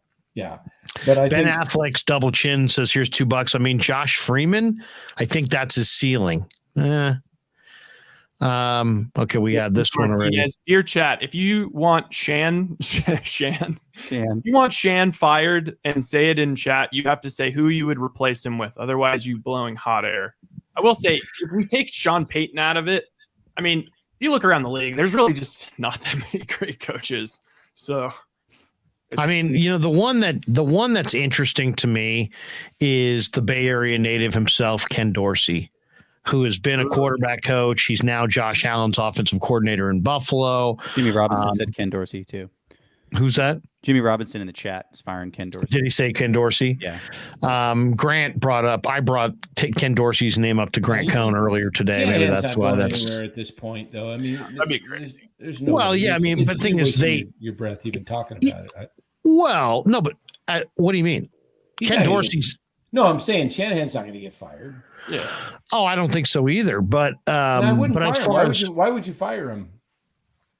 He got you to an NFC championship. It's really hard to evaluate quarterbacks. Like it's I mean, if they missed on the thing is like that people are. You fired Harbaugh. He was 44-19-1. This guy's 3 games under 500. He lost the locker room. I mean, who are you going to go out and get? At the end of the day, he didn't want to go scout Mahomes and Watson because he wanted Kirk Cousins. Did you see Kirk Cousins tonight? He looked terrible. He's like, Kirk Cousins doesn't win big games. He's like, what did you say last night, Ryan? 1-10 now on he lost his first 9 Monday nights, then won his last 2 on kind of dinky ones, and then tonight was a disaster. And apparently I've listened to a whole gambling expose on it, and it's like apparently the guy is a freak, meticulous schedule follower. Like he's one of those guys that everything in it he has down to the 15-minute timed out. And the theory is that whenever he has to play night games, the schedule's different, especially but particularly Monday and Thursday games is like. Oh, so this is a legit thing. Yeah, you can't trust Kirk Cousins on those days. Did you fire him? That's part of why he's so confusing, because he puts up these great stats, and then it's like all these guys are great in fantasy, and you're kind of like, I kind of like Kirk, but then everyone watches them together, as a nation on these national TV games, and then everyone's like, oh, why did I bet on Kirk Cousins? It's weird. Like I noticed tonight in that game that, it's like Kirk Cousins was playing a lot faster than he played last week. So much faster. So it's like you get him in a high pressured environment with the crowd roaring, and he just doesn't necessarily, rise to the moment in those situations. But I mean, if you said, is he better than Jimmy Garoppolo? Yeah, he is. He's better than Jimmy Garoppolo. The question is this: the Niners have a championship caliber roster still. Right now they're reeling, but they're 1-1, and there's a lot of time to get right. Last year they lost 4 in a row and made it to the NFC Championship game. Wait a minute. I saw Dante Whitner. How do you describe reeling? Because of the loss of Trey, or what? How are they reeling? Who, the Niners? Yeah. They're reeling because they just lost their starting quarterback and they're going back to a guy who they tried to get rid of just weeks ago. Yeah, but now they have, in a way. Yeah, they're reeling. I would say they're reeling. I wouldn't call it they're reeling maybe emotionally reeling, but the team itself is pretty. It's still we're chilling. I mean, they're 1-1. This week is now that, and I hate to say it this way, I feel horrible for Trey. I mean, it's just not good at all. There's nothing good that comes out of this unless, like Ryan said, maybe he learns from this and realizes he can't take on guys and he becomes more of a conservative pocket guy. I don't know. But as far as going forward, if Trey played well yesterday, what were we talking about? He did play well until he went out. 140 yards. But if he played well and he came out of the game healthy, what would be the talk? It'd still be about Jimmy and Trey. Well, not necessarily. I mean, obviously, there's always going to be. Well, I mean, I guess. I mean, there's Jimmy's. It was going to be about Jimmy as long as Jimmy's there. Yeah, exactly. It's going to be all year long. So, but if people, but no, wait a second. If he had played well, I don't think people and the Niners had won that game going away like they did. But Trey played well. I think that would have for a week, really then next week, and a lot of the talk. And they lose to Denver, and now my point is just that there's a lot of dialogue right now about the quarterbacks, and this would have been week at the rest of the season. That is true. Yeah, of course, going to be, and now that stuff is over. Trey is the only talk you're going to be hearing about. Trey is he the right quarterback for the future? Does he ever play again for the Niners? Yeah, I mean, it's all still there. But here's the question. Here's the question. If Garoppolo, who's already led you to a Super Bowl appearance and has won you an NFC Championship game, and has had multiple appearances in the NFC Championship game, if by chance they circle the wagons, get everything rolling, and wind up there again, do they still stay with, if they get that close to the Super Bowl or actually play in the Super Bowl, or heck, let's just even go further. Let's just say they're good enough and they win it all. You still going back to Trey? Or is there anything they could do this year that would make Garoppolo the 49ers quarterback going forward? Or is this conversation this year? Is this year only about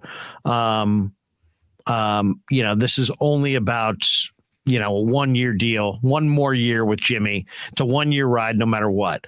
Or if they win it all, would they actually pivot and say, you know what? Yeah, we wanted to go down the Trey Boulevard and we really wanted it and we love Trey, but we've now accomplished this with Jimmy and we're sticking with Jimmy. Well, it's weird. We're gonna move Trey. It's correlated because if they do win the Super Bowl, then Jimmy's going to want a big contract for many years, and some team will be, you could say, dumb enough, but some team will give it to him. I wouldn't give him a multi-guarantee. I wouldn't either. If he wins the Super Bowl? But if they win the Super Bowl, somebody will. And I don't not give, will, if he wins the Super Bowl and plays well, and he's one of the reasons they win the Super Bowl, you're looking at a 5-year deal in neighborhood of 175, 200 with $100 million plus guaranteed. There's no way the Niners should do that. No. I mean, did you see what Richard the goal is to win the Super Bowl. What if he does? You're saying if he wins the Super Bowl, let me ask you guys this. Has anybody in the history of the NFL ever won the Super Bowl and been kissed off? Foles, I guess. Was he kissed off the next year?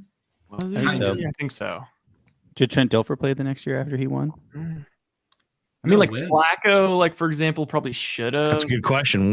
How long did Dilfer go for? Yeah. I thought he went another year or two. He might have had one more year, but they obviously only won that because of the defense. And I think if the Niners win the Super Bowl this year, it's not going to be because of Jimmy. Jimmy's going to probably play his best year this year. Why? Because he's motivated. He's on a contract year. Motivated as hell. And he's going to want to prove himself. You're probably going to get the best version of Jimmy Garoppolo that you've had since he's been here, because he's up for a contract. We saw Brandon Crawford. I don't know, Danny. And to me, he looks like a guy who hasn't done a damn thing all winter. That's what he looks like. He doesn't give him a couple. He doesn't look like he's in that kind of shape. He didn't look like his throws didn't look great yesterday. Give him 3 games. Was anybody impressed by Jimmy yesterday? I thought he was. I was impressed in the first half when he first came in. He wasn't as great in the second half. Probably a lot of adrenaline because the defense wasn't expecting him. Yeah, once the defense adjusted, I think he had like 50 yards passing in the second half of that game. They don't have to guard 20 yards beyond. What do you think about what Richard Sherman said? He immediately tweeted, he said, "There are a lot of coaches frowning right now that they will face Jimmy G. Facing a rookie who is learning the position has its challenges, but Jimmy knows this offense and can run it efficiently and effectively. I hope 49ers fans can come together and support both quarterbacks." I really agree with that sentiment. Yeah. How can you not agree with that? I mean, and Jimmy's going to be 31 this November. All right. So you're going to, in that scenario where he plays well, gets him to the Super Bowl and they win, you're going to sign Jimmy to a 5-year deal that, I mean, you might get 1 or 2 decent years out of it, but I wouldn't sign him. There's no way. Play. I'd rather draft a quarterback in the second round next year. I'd rather give that money up. I'd rather do something. Maybe you let a guy like Garoppolo completed 6 of 11 in the second half for 52 yards. Maybe you don't sign. That's why they were going to Trey Lance. Are you gonna secondary the week before Alexander next year? That same secondary the week before got lit up by Jerry Jeudy and Cortland Sutton. And Garoppolo 6 of 11 for 52 yards. Yeah, they won the game. They get used to it. They were also playing. They won the game, but I mean, it's a team sport. I mean, they won the game. They could have run the ball 100 times and won that game. I mean, what was the score at halftime? That's not true, Larry. You said coming into the game, you thought it'd be a really close, tight game. I absolutely did, but I'm just saying they wasn't a tight game. It wasn't. They didn't win the game because of Jimmy Garoppolo, right? No, but they didn't. Defense held them for 0 points. I know, but I don't think they defense won that game. Carried the whole time. I don't know. Bosa's a monster. Jimmy didn't win the game. That's my point. My point is the Niners defense won that game. My question is, Jimmy didn't do anything in the second half. Has Jimmy ever won a game? I'm not sure. New Orleans. I think that New Orleans game. Yeah, I know. I'm just joking because I don't think that he'll ever get credit for ever winning another game. He's just one of those. See, now this woe is Jimmy stuff. If anything, to me, he's held in higher regard than his talent and performance indicates he should be. He's not. I don't look at it as poor Jimmy. I look at it as there's an awful lot of people building up this totally marginal quarterback as somehow magical, or he's got this kind of mythical quality, or he's greater than the stats. He's great, and he's not. He's a little bit greater than the stats. Like I think he's. I'll say this about him: great intangibles. What he said, intangibles. What Jimmy said just a few days ago before this whole thing with Trey. It might have been after. If you said overrated or underrated, I think he's more overrated than underrated. So then, but if you look at just what is his job? What is his job to do? Yeah, but also what is the explanation for why Shanahan loses? I know that quarterback wins are not. I know it's like that's a stupid thing to say, but also like the quarterback does of any position player have the most effect on the outcome of. Well, that's my point. Is his job is to win, and Jimmy said he goes, I don't look at a lot of stats. I'm just a team guy. I'm not a guy that is going to get in people's faces. I'm just here to win, and that's what I try and do. It's just ironic as hell that Jimmy's got this great winning record, and and I don't think it reflects who he is as a player. Shanahan's got a sub 500 record. I don't think it necessarily reflects what he is as a coach. It's weird. It's pretty weird. I think Jimmy is clearly not as good as his record, and I think Shanahan is clearly better than his record. Right? Would we all agree on that, or is that? Oh yeah, is that debatable? I think it sure appears. I don't really know. It's super weird because Larry, I totally agree with you. When in the beginning of this, you were like, "Look, at the end of the day, you are what your record says you are," and it's weird. You? It's like, I mean, Jimmy, I don't know. I mean, at some point, it is kind of just like maybe it is. We can't. My point is this, Ryan. Not to interrupt you, but my point is this: we can't sit there and say Jimmy's great. Look at his record, and then be like, Kyle's great. But don't look at his record. Either look at his record or don't look at his record. So you can either say Jimmy sucks, I don't care about his record, or you could say Kyle's great and I don't care about his record. But I don't know that you can say Jimmy's record means everything. Kyle's record means nothing. It is a weird one because also people get tripped up where like there's people that are both Jimmy and Kyle haters, and then it's like they're like, oh well, okay, Jimmy got carried in those wins, but then they turn around and it's the play callings, all that, and then they turn around and it's like, oh, look at Kyle's and it's it's like they're kind of. How about when we look at the 19th season, the playoffs, Jimmy, it was basically Mozart running and Mozart and who's the one that got was it Coleman? Who got 200 plus yards? Was it Tevin Coleman? Might have been Coleman. It was Mostert. No, but Coleman had a big game too, didn't he? Somebody had 200 plus yards. Yeah, Raheem. No, somebody else. It was Mostert. It was Mostert. He went for 229. Okay, yeah. Okay, so Mozart goes for 229. They barely throw the ball, and then you watch the first 3 quarters. Wait. Super Bowl. Wait. Let me finish this. Yeah, go. First 3 quarters of the Super Bowl. Jimmy's the MVP of that game. Oh yeah, he is for sure. MVP of what? Of the Super Bowl. First 3 quarters. Oh, yes, he was. Yes. No. Yes, he was. Nick Bosa. No. Guys, you're forgetting, Danny, that in that first half of that game, Jimmy Garoppolo made the worst quarterback play maybe in the history of the Super Bowl. He had a defensive lineman already attached to his face mask, and he threw a duck to the sidelines that was picked off.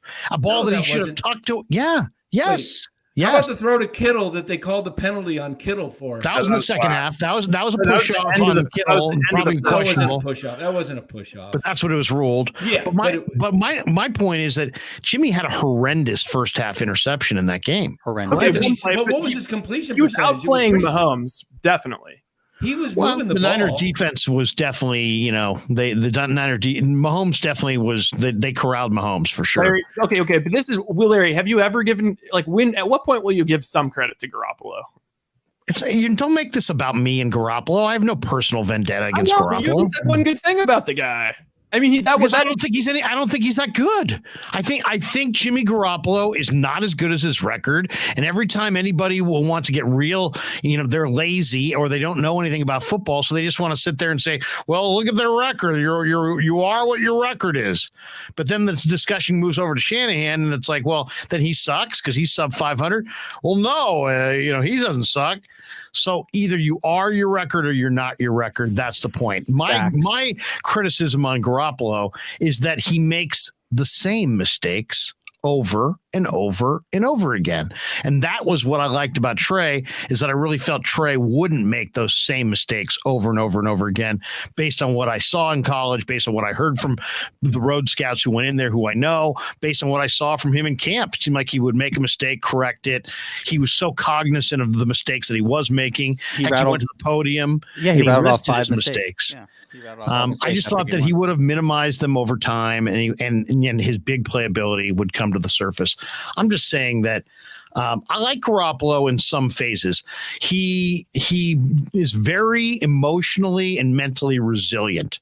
So, like, if by chance he has a terrible play, he does bounce back. And it's not like most quarterbacks have a terrible play, it sticks with him. Yeah. He bounces back from his negative play with a better play. And he's more focused and he's more determined. So I like that. And I like the fact that he will hold the ball, stand in there, take a hit. He's a tough guy. He's a tough guy who will take a hit. He will hold the ball a long time in the pocket to let his guys free themselves up. But ultimately, he's also kind of a one look guy. If his first read isn't there, I'd love to see the numbers. I don't have them in front of me, but they can't be good, because when he surveys the field, it seems like he makes that consistent late over the middle throw where that results in a turnover. And even in the game against Green Bay that he won, I mean, people lost their mind saying how great he was in that game. He was terrible. He was terrible. Think anyone said he was great. How about the interception he almost threw at the end of the Green Bay game? He threw almost 2. Okay, Larry, I don't think anyone said that he was that great in that game. Right, you're wrong. I was on the radio the next day. People were calling up left and right, telling me that he outplayed Aaron Rodgers. Aaron Rodgers outside of one drop. No big name person said that everybody said that he got carried in that game. Everybody I heard, every radio person, people were celebrating that he outplayed Aaron Rodgers, and Aaron Rodgers completed almost 80% of his passes that day. Maybe fans. I couldn't name one media person that said that. I don't know what to say. I was on the radio. I talked to these people. There were several people who were saying, man, he outplayed Aaron Rodgers. He outplayed Aaron Rodgers. They won the game. The 49ers outplayed Aaron Rodgers, but Garoppolo didn't outplay Aaron Rodgers. Garoppolo got away with 2 absolute sideline duck, can't throw that pass, would-be pick sixes. The Packers just dropped them. So that's my point, is that so many times we evaluate the result and not actually what happened. What actually happened is he threw 2 near pick sixes. The result was they dropped them both, but he still made those passes. He still put the game in the hands of the Packers, and they just said, dropped it. So we do all I'm saying is don't forget that. Though, and not everything. Or how did you say it? So many times we evaluate what happened or and not the actual. He threw 2 obvious pick sixes that were both dropped. If you look at Super Bowl against the Chiefs, if you look at Patrick Mahomes, what was he known for? He was known for the fourth quarter. But in the first 3 quarters, his QBR was 34.6. He was 16 to 25, 145 yards. Had no TDs and 1 interception. And they did a good job on him. They had an all-time defense. But nobody they did a great job on him. Nobody says, Mahomes was horrible. He was. He won the game, and he came up big in the fourth quarter. Exactly. That's the point. We all remember that. And Jimmy, it was the opposite. Jimmy, for the first 3 quarters, outplayed Mahomes, and then in the fourth quarter, he stunk. Yeah, that's true. Mahomes hit Tariq on the 3rd and 15. Jimmy couldn't hit Sanders. Okay, that was also. Vince Ferragamo played 3 great quarters against the Steelers in Super Bowl 14, but nobody cares because Terry Bradshaw played huge in the fourth quarter and the Steelers won. Yeah, history forgets Mahomes. I do agree with Dan. Yeah, you can't have it both ways where it's like, but who ended up getting it done? Well, Jimmy has ended up being the guy who gets it done in the end. No, he has never gotten it done actually. So that's why he has no rings. Okay, but Trey Lance has gotten it done though, for sure. Trey Lance has played 4 fucking games. I know. That's what I'm saying. It's like, what are we talking about? 4 games. Jimmy Garoppolo's played 4 years. I know, and he's won an NFC.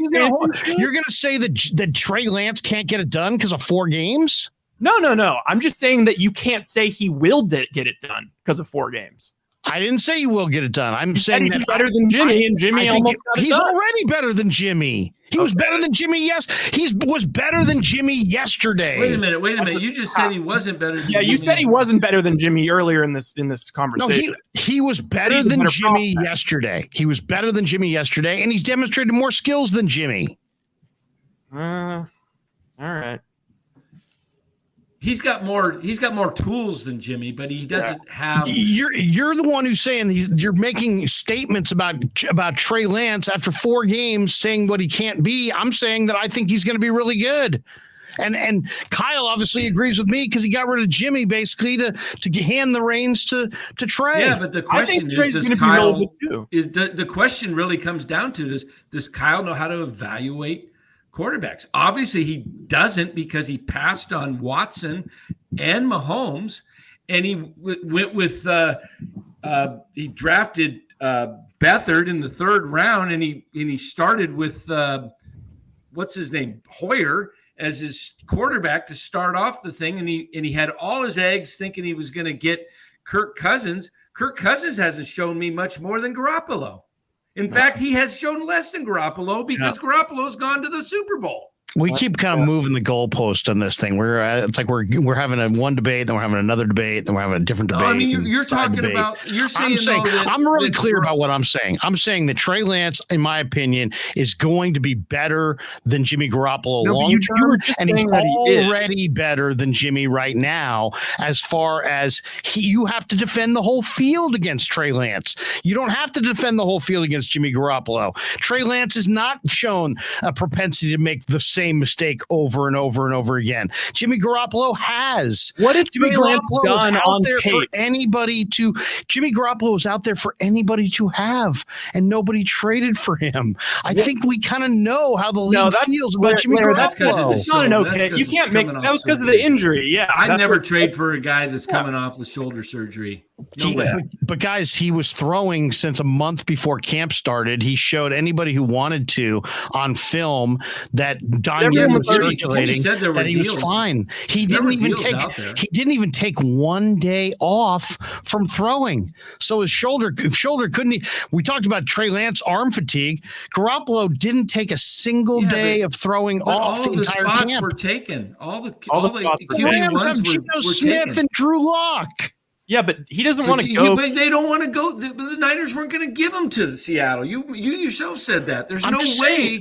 Don't say that every job was filled. Every job wasn't filled. Yeah, but they weren't going to give him to Seattle. They weren't going to trade him to Seattle. You yourself said that. No, I said they weren't going to hand them to Seattle as far as for free. They weren't going to cut him. They weren't going to cut him to Seattle, but they could have traded him. Why would you trade him to Seattle versus handing him to Seattle? Same point.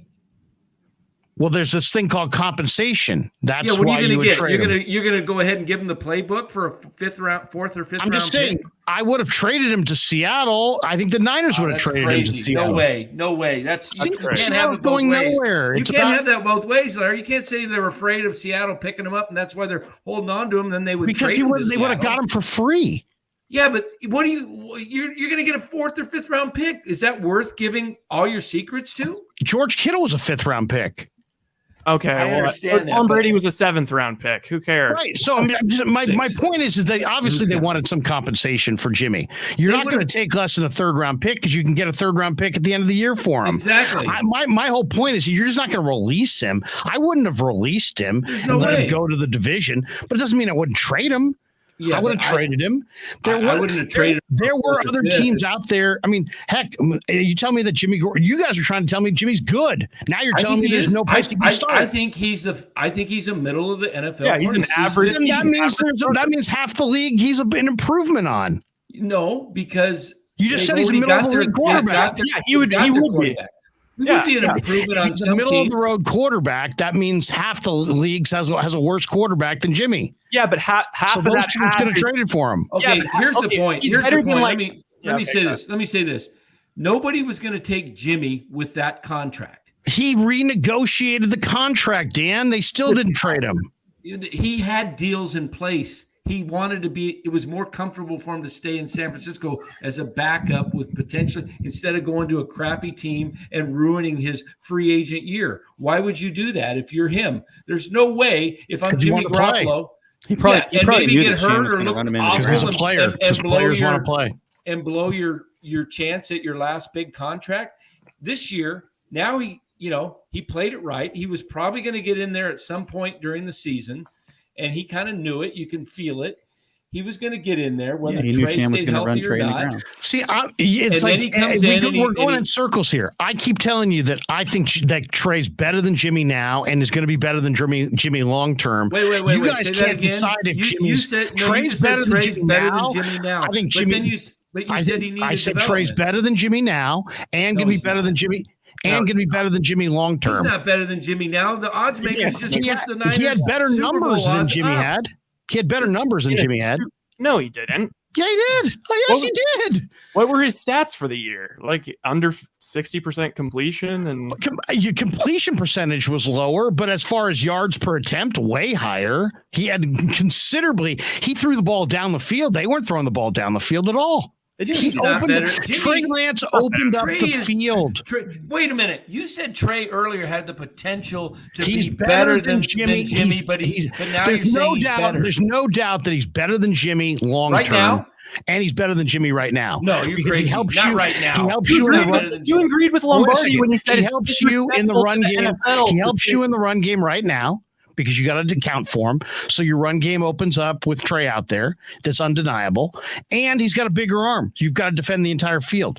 I think he's a bigger threat. Danny Gray is a useless weapon under Jimmy Garoppolo.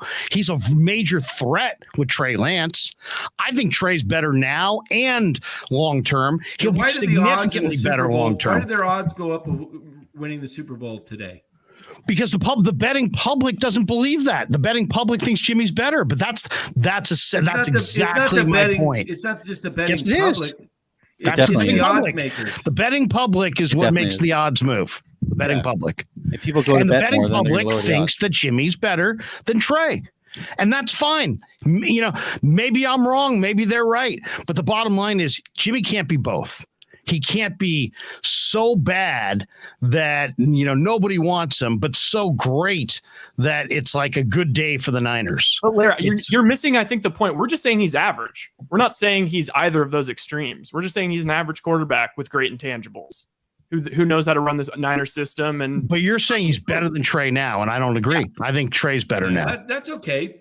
That's fine. Yeah, that's to say that. We can agree to disagree, but I just wanted you to be clear on the record because I thought you were saying that has potential to be better. He's got way more potential. Oh, I agree. His ceiling's way higher. And he's better now. Not even close. Not even close. Let's agree on that. But I think he's better now. And I just watched Garoppolo in the second half, and he looked terrible. Yeah, but Jimmy's he just looked. rusty. They won the game, but they didn't win the game because of Jimmy Garoppolo. You give and his ball was everywhere, Danny. He gets a little bit of time. He didn't play any preseason. You give him 3 games, and he's going to be in peak form of whatever that is. So now we're giving Jimmy time, but we don't want to give Trey time. Trey is what he is, but Jimmy deserves more time. Well, Larry, last week you were saying that Trey. Oh, you're going to hold Trey to the same standards as Jimmy. He needs time to develop. Right? Why would you can't hold him to the same standard? You're saying that he's better than Jimmy right now. So why would you not hold him to those standards? Because the reality is one guy's got tons of experience and the other guy's got none. So if you're better now, you're clearly better. Okay, let's look at it this way. Right? You're saying. Let me see if you're saying this. If you're better, wait a second. I'll finish this point. If you're better now, and you've got more potential, then that means you're going to be way better in the future. That's how I see Trey Lance. I see a guy who makes the run game better now, who has a bigger arm, more athleticism, can do more things, is more dynamic, and ultimately you make plays in the NFL on third down. I think he had the potential to do that, and we didn't get a chance to ever see it because he didn't play enough. But ultimately, my evaluation is that he's better now, and he'll be way better in the future, and they should have moved Jimmy G. But my point is the people who are saying, oh, well, Jimmy's got this nuance and that nuance, and he's better here and he's better there. I was saying last week, hey, guys, pump the brakes. You can't compare Trey and Jimmy today because Trey's an ascending player. You just compared them. But what I'm saying is, in my opinion, he is better now. But the people that were saying that Jimmy's better now, I'm saying, guys, you have to pump the brakes because Trey's just getting started. And here's the other thing. When that you're means 22, Jimmy's like crap because if he's just getting started and he's better than Jimmy's just a piece of crap. Yes. Right. Yes. Finally, you're getting it. Okay. Jimmy's not good. Jimmy's like the 22nd best quarterback in the league, Danny. Otherwise, people would have traded for him. No, he's not. He's in the top 16, 17. Yeah, he's a top 16, 17. Whatever. Who cares? 17, 22. It's the same damn thing. No, that's a stupid discussion. I can't wait to talk after next week's game to see how he plays against we're going to Denver. argue between 17 and 22. He's in the bottom third of the league, roughly. What is Jimmy good at? He's good at getting rid of the ball quickly. He's got a quick release. And what is Kyle's offense? Quick read, strike, short passes, and he wants to open up. That's so funny because when he was the Atlanta coordinator, he threw the ball down the field to Julio Jones, and he wasn't underneath. He did throw the ball in 2019 down the field a lot. So maybe that isn't his offense. Maybe his offense is he's just trying to make do with Jimmy Garoppolo. Do you really think that Kyle doesn't want to throw the ball deep? Really? I think he does. That's why he drafted Danny Gray and they signed Ray McLeod. Right, exactly. So that's why Jimmy's limited. That's why Jimmy was not considered to be on the same level as Trey. Well, I agree. I was just trying to pump the brakes for all the people. Wait. I'll make this point. What my point is that the people last week were attacking Trey Lance. Trey Lance isn't this. Trey Lance isn't that. I was saying, hey, pump the brakes, people. Trey Lance is an infant. Jimmy Garoppolo is a known commodity. But that was me trying to temper their criticism of Trey Lance. I believe that Trey Lance, I watched the game again, and I looked at the game again, and I thought this filibuster on Trey's accuracy sucks. It was a total fallacy. I mean, total fallacy. The ball that everybody points to. Oh my God! Well, he had Croft. He missed Croft. Croft was wide open. No, he wasn't. No, he was not.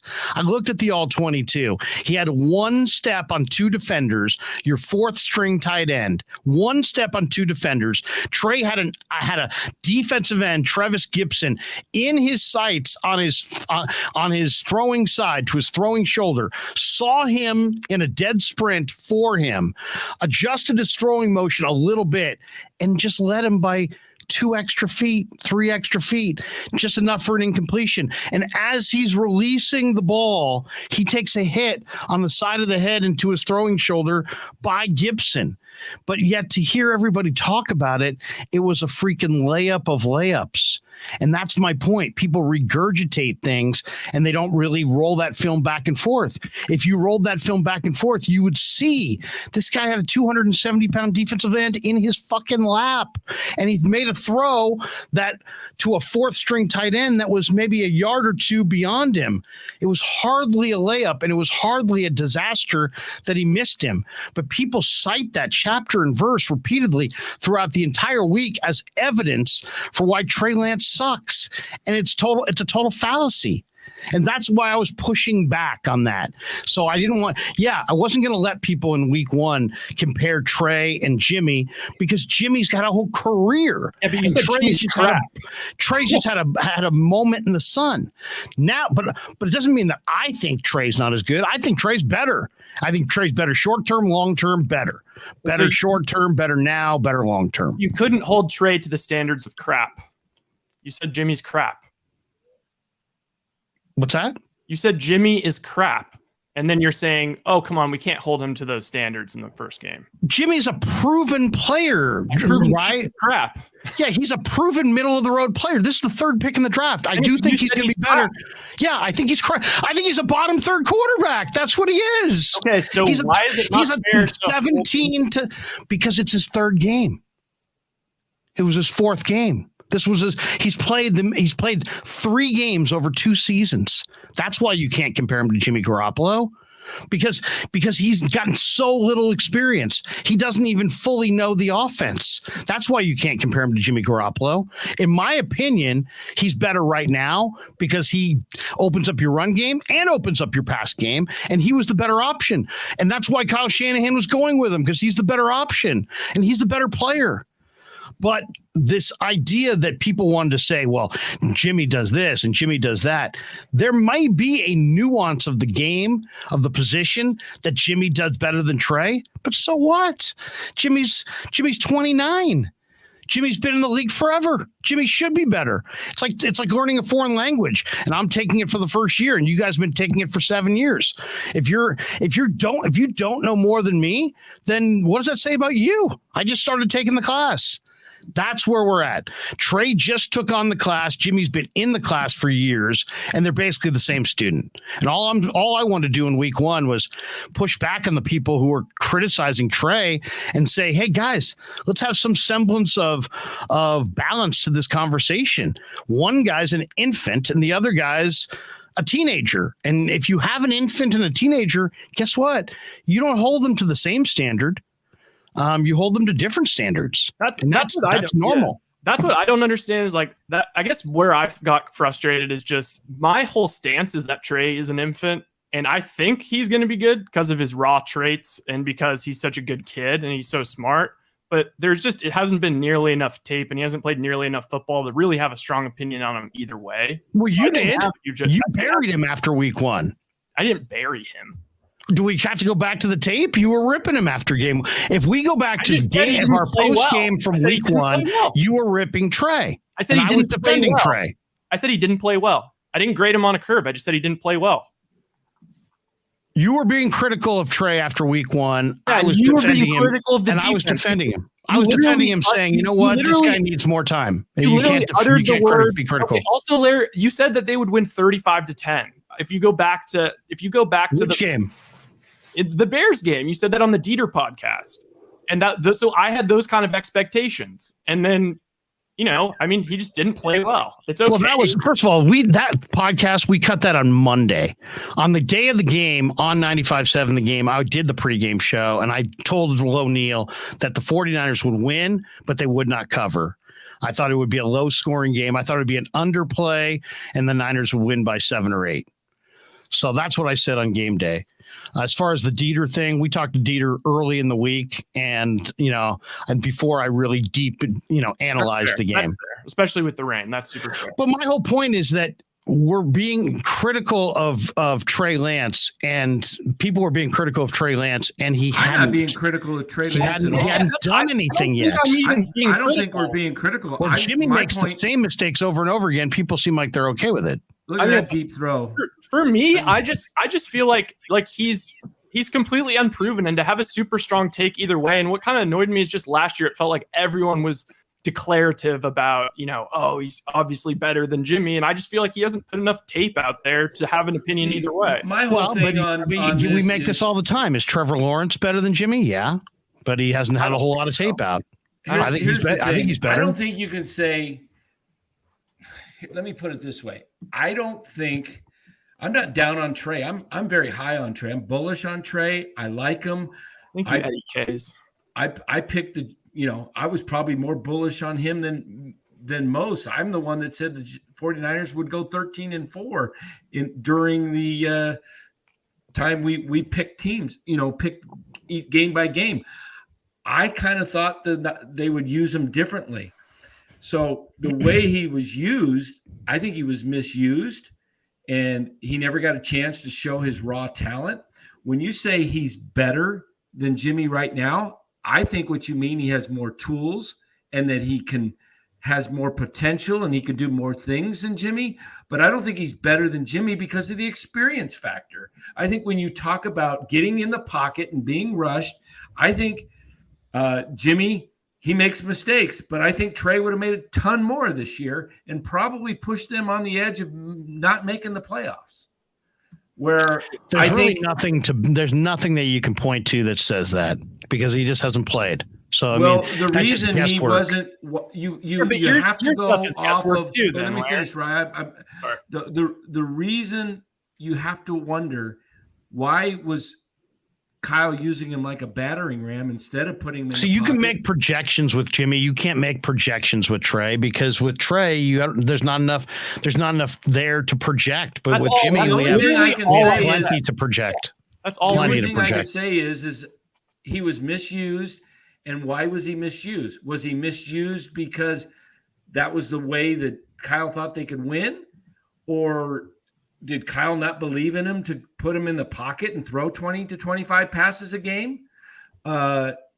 He's running 3 times in the first quarter. He's on a, still with almost just under 3 minutes to go. Was he going to run again? Was he on track for 12 runs or 16? Because if he ran another one in the first quarter, and if they got the lead, he probably would have been running more, or hopefully giving it to the back. But my goodness, to run the guy 12 to 15 times on design plays is telling me that you don't trust him in the pocket. And I got to trust the coach on this, that the coach knows. Wish he would have developed him last year. Well, yeah. I mean, And you see, here's the thing. It's like a teacher.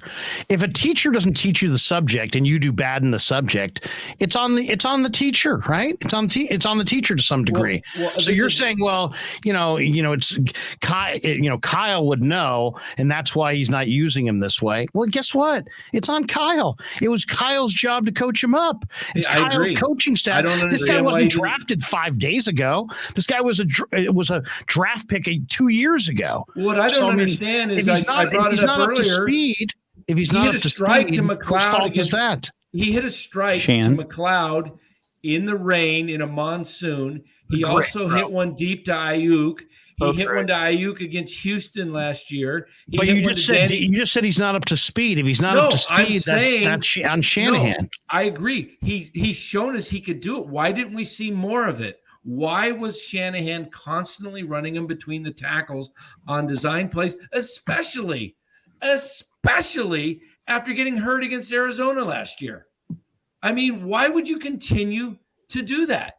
I don't understand. Either A, Kyle is totally inept, or B, Trey wasn't able to do it. And I believe that Kyle wasn't inept. Yeah, and I believe Kyle's good. So that's why I do kind of lean towards giving him some more grace in that he had a plan and didn't feel. I mean, that's the other thing is I do think that Kyle really was feeling the offense out with Trey a bit. It kind of sucks that they didn't bring in like a Tyrod. They didn't just have like backups that would run the same offense. It seems like he should have just fully committed. It just feels like the offense wasn't fully formed. Like he was planning on like doing it on the fly almost this year because they didn't really have a semblance of creativity from what we watched. Who's number 3? This throw. Let's see if you can watch this. I think that was McLeod. Yeah, honestly, watching the All-22, I came back and said he played way better than I thought he did. And Jimmy can't make that throw today.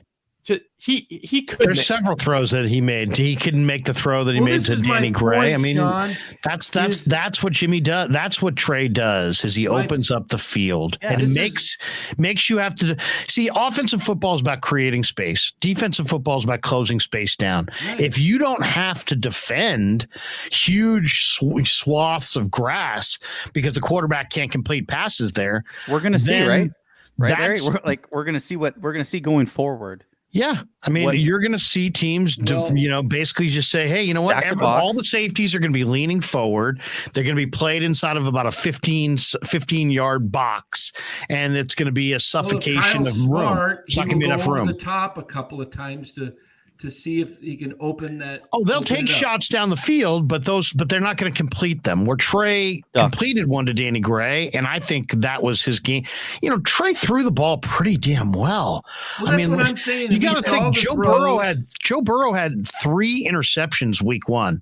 Nobody said anything about that. So Larry, I don't remember. That's because Burrow's put it on tape already, though. Would you say that he wasn't giving Trey chances to throw in the pocket, multiple throws, giving him chance to roll out, putting him in bootlegs, putting him in the open field where he can either throw the ball or run, make the defense come up on you and just lob it over the head, or if they play back and they're guarding the receiver, Trey can run it for 15 yards, slide, or get out of bounds. Why did we not see that? Why were we seeing this high school football? We're never going to know, Dan. Go at Shanahan. Yeah, we're never going to find out. That's what I don't get, because that's what all of us don't get. You're never going to find out. See, it's hard to praise Shanahan and have that as your point. Yeah, I saw success. It's hard to say that Shanahan's great and then have that as your point. Yeah, that's what I don't get. I saw success last year against Houston in a must-game win, where he, in the second half, Kyle finally opened up the offense and Trey drove him down the field at the end of the first half, started the third quarter. More of the same. And then we saw it in the preseason. We saw a little bit of taste of it against Chicago. And then we just start doing this. Well, it's just the premise. The premise is that Shanahan's a genius, but he's sub 500. Shanahan's a genius, but Trey Lance in year 2 still can't be trusted with the offense because he just is he's so crude and so raw. I mean, I personally look find pretty the good offense at times. So it's kind of hard to. I'm sorry, Larry. I was gonna say I personally find the offense really boring. with Yeah, Jimmy under I do center. too. It's just I like said it's kind of that boring to after- watch. Back to the thing I was saying, it's like the missionary Jimmy, and it's like all of a sudden we got all excited about the sex swing Lance, and Yeah. we thought we were gonna Like- have all this craziness, and then Like we know they're gonna run. more They're gonna boring. run. They're gonna run. But if the offense is boring, then doesn't that reflect on Kyle? I Yes, mean, Shanahan. if Trey can't operate his offense, he either picked the wrong guy or he can't coach him. Well, this is what I said So after isn't this week all one. kind of more on Kyle? When we were on last week, we were But it's on not. the It is. post game show after the Chicago game. I said this looked like a boring offense. I see other offenses get completely wide open. I see Mahomes constantly throwing to guys wide open. We're now seeing Tua have the same success now with Mike someone's making McDaniel some sense. running the offense. Why are we not seeing that with Kyle? He's got tools. He's got Ayuk. But how come we never get from, Kyle's got a boring offense. Kyle's unimaginative. Kyle ran his quarterback. Kyle got his quarterback hurt. Kyle doesn't have his young quarterback ready to play on year 2. And yet everybody still is like, Kyle's awesome.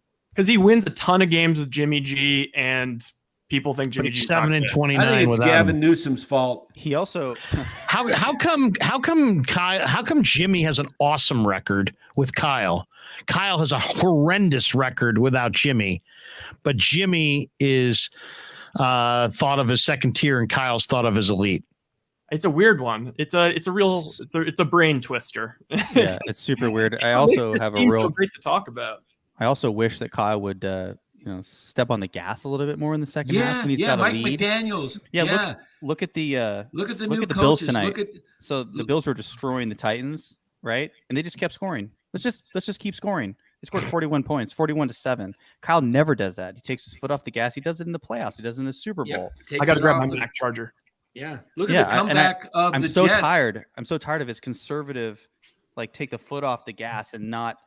I mean, he lets teams back in the game, and it's just I can't Of stand course, it. yeah. Look at all of his disciples or proteges or whatever you want to call it, branches off a tree. You look at yesterday, the Jets were way down. Who's their offensive coordinator? LaFleur. Okay. Green Bay. Who's the head coach? LaFleur. You look at the Rams, who McVay. You look at Mike McDaniel, Tampa Bay. Miami. You got 4 guys right there that seem to have more innovation in their offense with less talent. Now, I would say Miami's got more skill set players than the Niners do, but you got guys that open it up. I mean, McVay won with Jared Goff. He got to the Super Bowl. It's weird. Sometimes I just feel like Kyle's feel is not quite there. Ben Affleck's double chin says, "Here's $2." Larry, thoughts on them bringing in Blake Bortles? Can we think about it? Don't. No, All right, that would be. That's my thought. Please don't. But it is interesting because, like, if you said what's Kyle Shanahan's biggest problem as a coach, most people would say that he gets pass happy and he doesn't run enough. And yet there's examples recently where he's just giving away entire series with just bucks into the line. Yeah, like, Ohio State, Woody Hayes, boom. They're boom, just going to, boom. I mean, we saw it a little bit in this game in the second half yesterday. It was like the Niners were running out the clock. It's like TDP had a really nice run for like 20 yards. And then like his day was totally destroyed because they just kept giving it to him in these obvious situations. They were like obvious run looks, obvious, that they were going to hand it to him. They hand it to him. He gets hit in the backfield. He probably got tackled for a loss in the backfield 6 times, 5 times. It was a ton. Honestly, and it was all because everybody knew they were just going to get super conservative and run clock. And so it's like hard to evaluate. Like people said, well, what kind of day did Ty Davis Price have? Well, if you saw that first run, you saw him balance and take hits and keep going, you think, wow, he looked good. But then in these obvious run situations, they were almost like he was like the sacrificial lamb. And then he got hurt. So it's kind of a weird thing. Is he too conservative? At times he is. But if you ask most people what's his problem, they'd say he's a pass-happy OC who, if he had run more in the Super Bowl and run more against the Patriots in the Super Bowl, he'd have a couple rings. So maybe like a great play designer, maybe not a great play caller. Or maybe Off the not top- a great head coach, but Definitely a not great, a Like, great you know, head you coach. probably shouldn't have wasted that series at the end of the first half against the Chiefs. The Chiefs were spurting on people offensively. And yeah, the Niners had held them down. But I think if you had asked most people, you would have said, you know what, before this thing ends, Andy Reid and Patrick Mahomes and Tyreek Hill, they're getting off. They're going to get off and they're going to go on a run. And maybe, sure enough, they did. Maybe a way to describe Kyle is he's not very ballsy. He The doesn't last have- game Or that too I ballsy sometimes, right? Well, he Check- doesn't take a lot of risk in my opinion. He took a lot of risk in that Matt Ryan Super Bowl, right? He kept passing it. Yeah, the- but the last game that I the can defense remember. blew that game. I mean, he didn't blow that. He everybody puts on him. You're up 28-3. Where's the defense? our secondary was trash. In my opinion, Where's the first down? Go Well, ahead. he had it. Go ahead, Sean. Where he blew it was when he tried to pass when he was in field goal range, and all they needed was a field goal, and they got sacked. That's where he blew it. That was horrible. He had that Super Bowl. All he had to do is take that third down and run, and the game's over. That's what I'm saying. If he had run more in the Super Bowl, Well, it was just one play is what he run. but it wasn't more than one play. They had multiple possessions. Yeah, if they but had, he had the game gotten won. a couple first downs Right. instead of just putting the ball in Matt Ryan's hands and say, "Hey, make a play," they just didn't. And then But the he did Patriots came have- back on them. Yeah, In I'm that starting game, to think that He was maybe too he's pass happy, but in other examples, he just runs and gives away whole series and sits on leads and then gets run over down the stretch. I mean, we've maybe seen he it. doesn't do well like under pressure because that was an easy call. Your third down, you're up. What were they up 7? And there's a couple minutes left in the game, and all he had to do is run the ball, and then if he doesn't make the first, it's a everyone was field saying goal. the same stuff about Andy Reid until he got Mahomes and they won a Super Bowl. So it is very results oriented business. off the top of my head, the last game that I can remember where Shan really let it rip was the game against New Orleans, That was 2019. Arguably the Rams game too. The Rams game was good too, but his play calling in that game, like Watch he was this play. Awesome. Watch this play. You agree with me, Larry? Like Look at this throw by Jimmy in 19. I remember It's out of the his first eight pocket. segments were like Jimmy's finally answered that he can come from behind and put up a bunch of. I mean, Jimmy What had were you some saying, pretty. Sean? I was saying in that game, he was calling like he was aggressive play calling. He wasn't just like you just said in run situations. You're like, oh, he's going to call a run. You can tell by the way that the O line is set up. You got 2 tight ends. You're on a 22. He would just, I don't know. He just looked like you didn't know what he was going to call. He had a couple of trick plays. Like he really let it rip in that game, and they won. He hasn't. I don't think he's let it rip since then. In my And let me ask you about 19 because in 19, I go back and I look at the highlights. Was Jimmy trash then? No, I don't think so. I thought he was good. during the season. Yeah, I thought I'd say he was solid, but once again, the defense was phenomenal in 2019. Yeah, but you have arguably the best run. I mean, he had everything. He had the incredible run had a game, lot and of incredible injuries. defense. He had a He lot didn't of get it done. I mean, he didn't get it done. I mean, first of all, Shanahan tells you exactly what he thinks of Garoppolo in his Super Bowl run. He took the ball out of his hands completely. Yeah, wouldn't let him throw. Wouldn't let him throw. Threw like 8 times against Green Bay and Minnesota. And then when he had to throw in the Super Bowl, throws a terrible pick off his back foot with a defensive tackle in his face to the sideline. That was a terrible play. Remember the Jimmy narrative, always Larry? does- They were Jimmy asking missed- like, missed one Emmanuel stupid Sanders. move. He makes one stupid throw a game.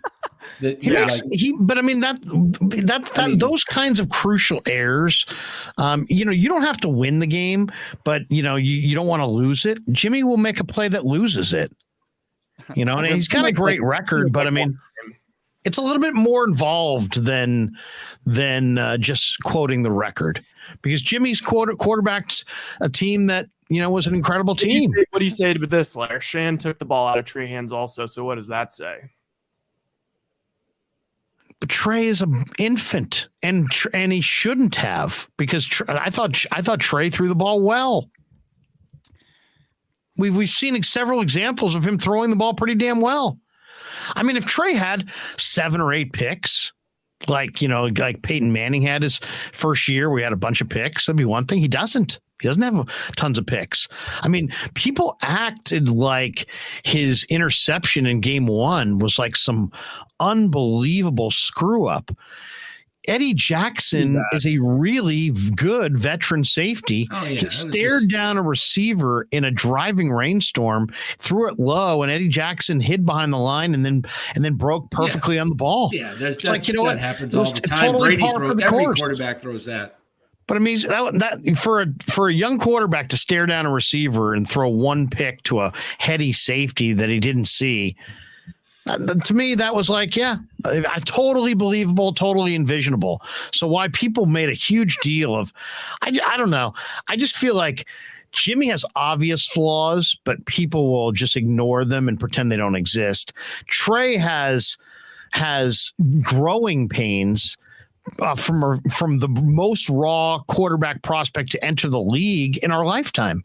And yet 3 or 4 games in, people are already deciding that he's this or that.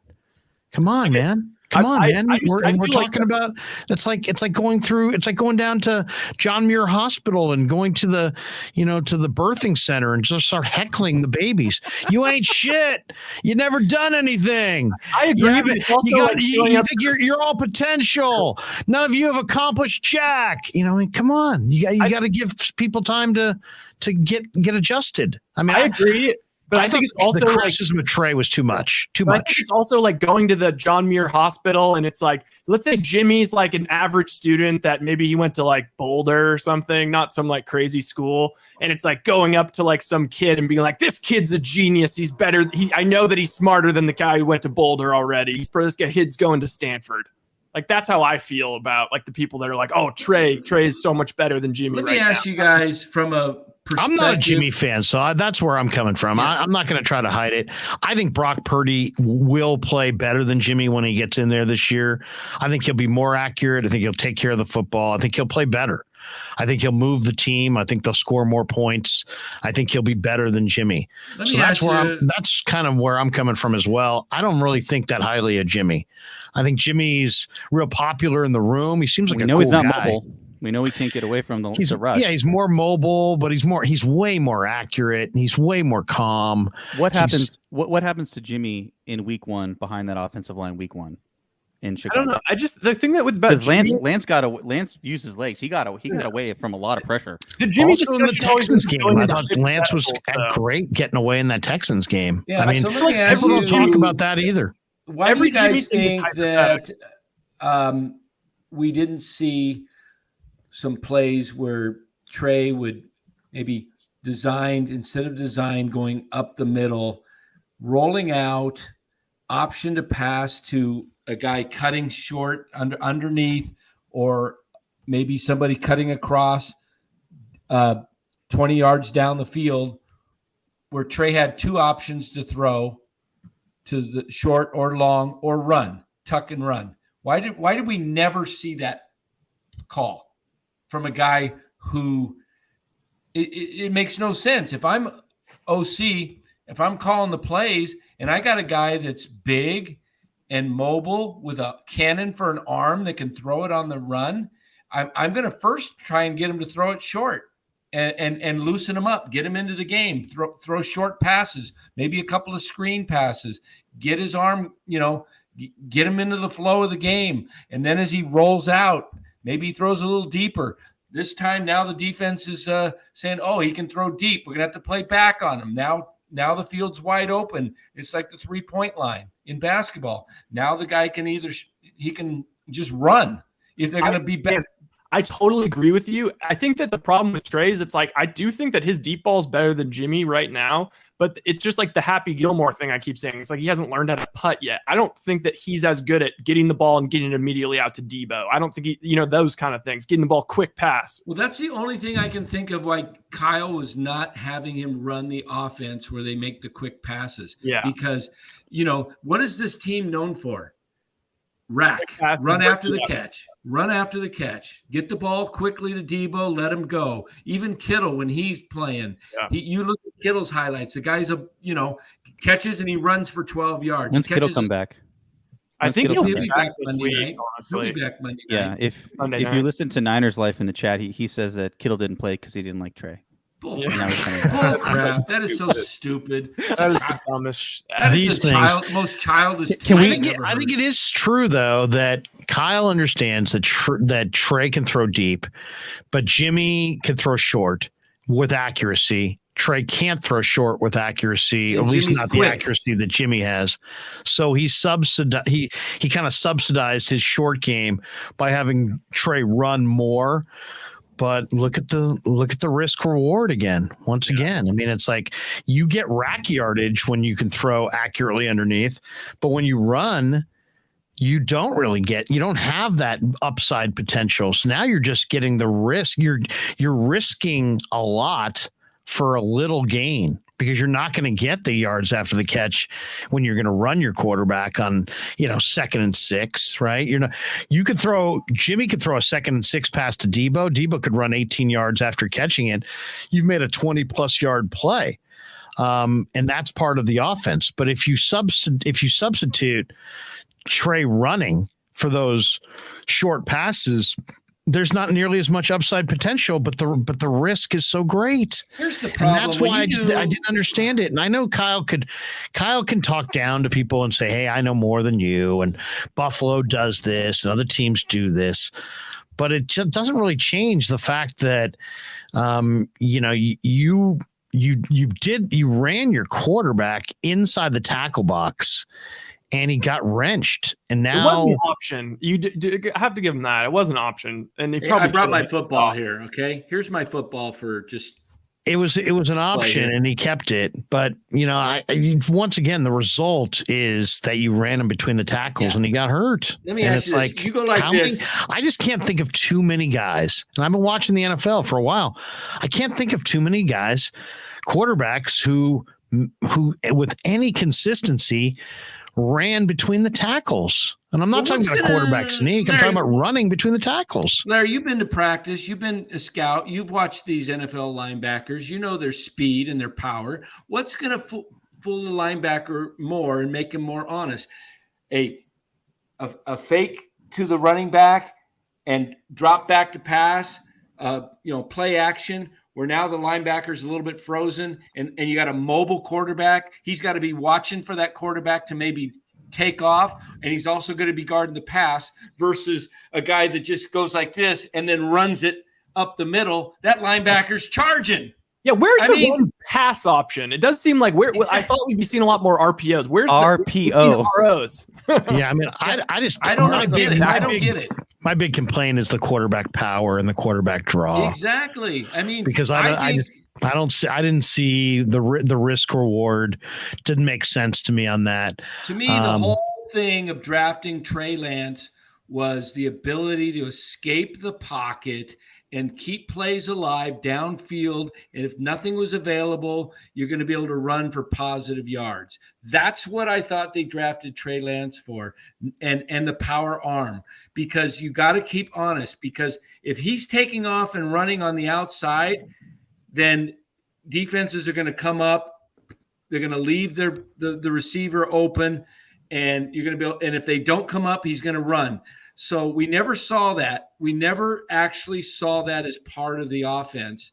And that's what I don't understand, why you would draft a guy like that. If you're just going to draft, a guy to become a battering ram, why not just get as many running backs as you can and run them and get a quarterback guy that is Mac Jones. If you want a guy that's just going to throw precise passes and hit your open guys and have a quick release, go with the passer. But if the goal was to draft a mobile quarterback that could spread the field and keep make it bigger, make it a bigger playing field. And they didn't do that. They didn't do any of that. All they did is run Trey right up the middle. And that's the easiest play to defend in football, in the NFL, because you got 300-pound linemen in the center of the field, and then you've got 275-pound linebackers that are fast and they can outrun you, and they're faster and stronger, and they can knock Trey flying. And Trey never saw that in college. He saw linebackers that were 200 pounds, defensive backs that were 180, defensive linemen that were 250, because he was in the Missouri Valley Conference, So if you're going to watch his tape and you see him at times just run straight up the middle where you could drive your big Ford Bronco right through it, come on. That was a different league. That was not the NFL that you're going to see. How many guys from the Missouri Valley Conference or that whole FCS make it to the NFL? Tell you what, Christian Watson isn't looking too great. Carson Wentz. You know what's funny is that the chat's now on, like, they're like talking about the Giants, like beat writers and stuff. Think about the difference of the Niner coverage and the Giants. It's like Niners win by 20. Everyone's pissed, and like the Giants, it's like, oh, just a freaking cakewalk. But hey, speaking of the Giants, Scott Harris left for took the GM job, or the head of baseball operations for the Detroit Tigers. Good. Okay, yeah.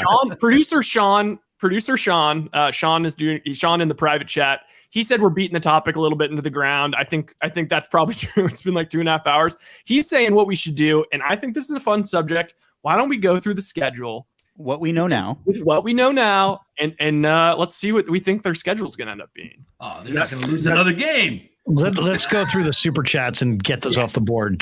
Seth says Jimmy G isn't good. Listen to Larry. No one wanted him. All right. Well, where's the other one? Listen to Larry. Larry lazy.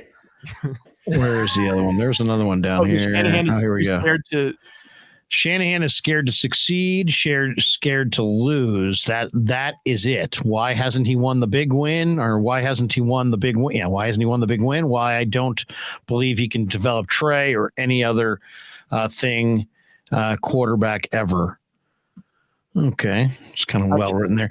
Stingray HHS says, here's $4.99. Double standard for Trey. 2 years with minimal play, but held to the standard of a 5-year starter. Get real. Trey area, baby. That is kind of everybody, like, immediately is like all these people. That's what made me laugh watching the second half of the game. It's like there were so many people that were so critical of Trey's accuracy. And I'd spent the entire week before looking at every single pass on the all 22 about, how he threw it, and if it was off, like how much was it off and why was it off? And I mean, I've never looked at so many passes.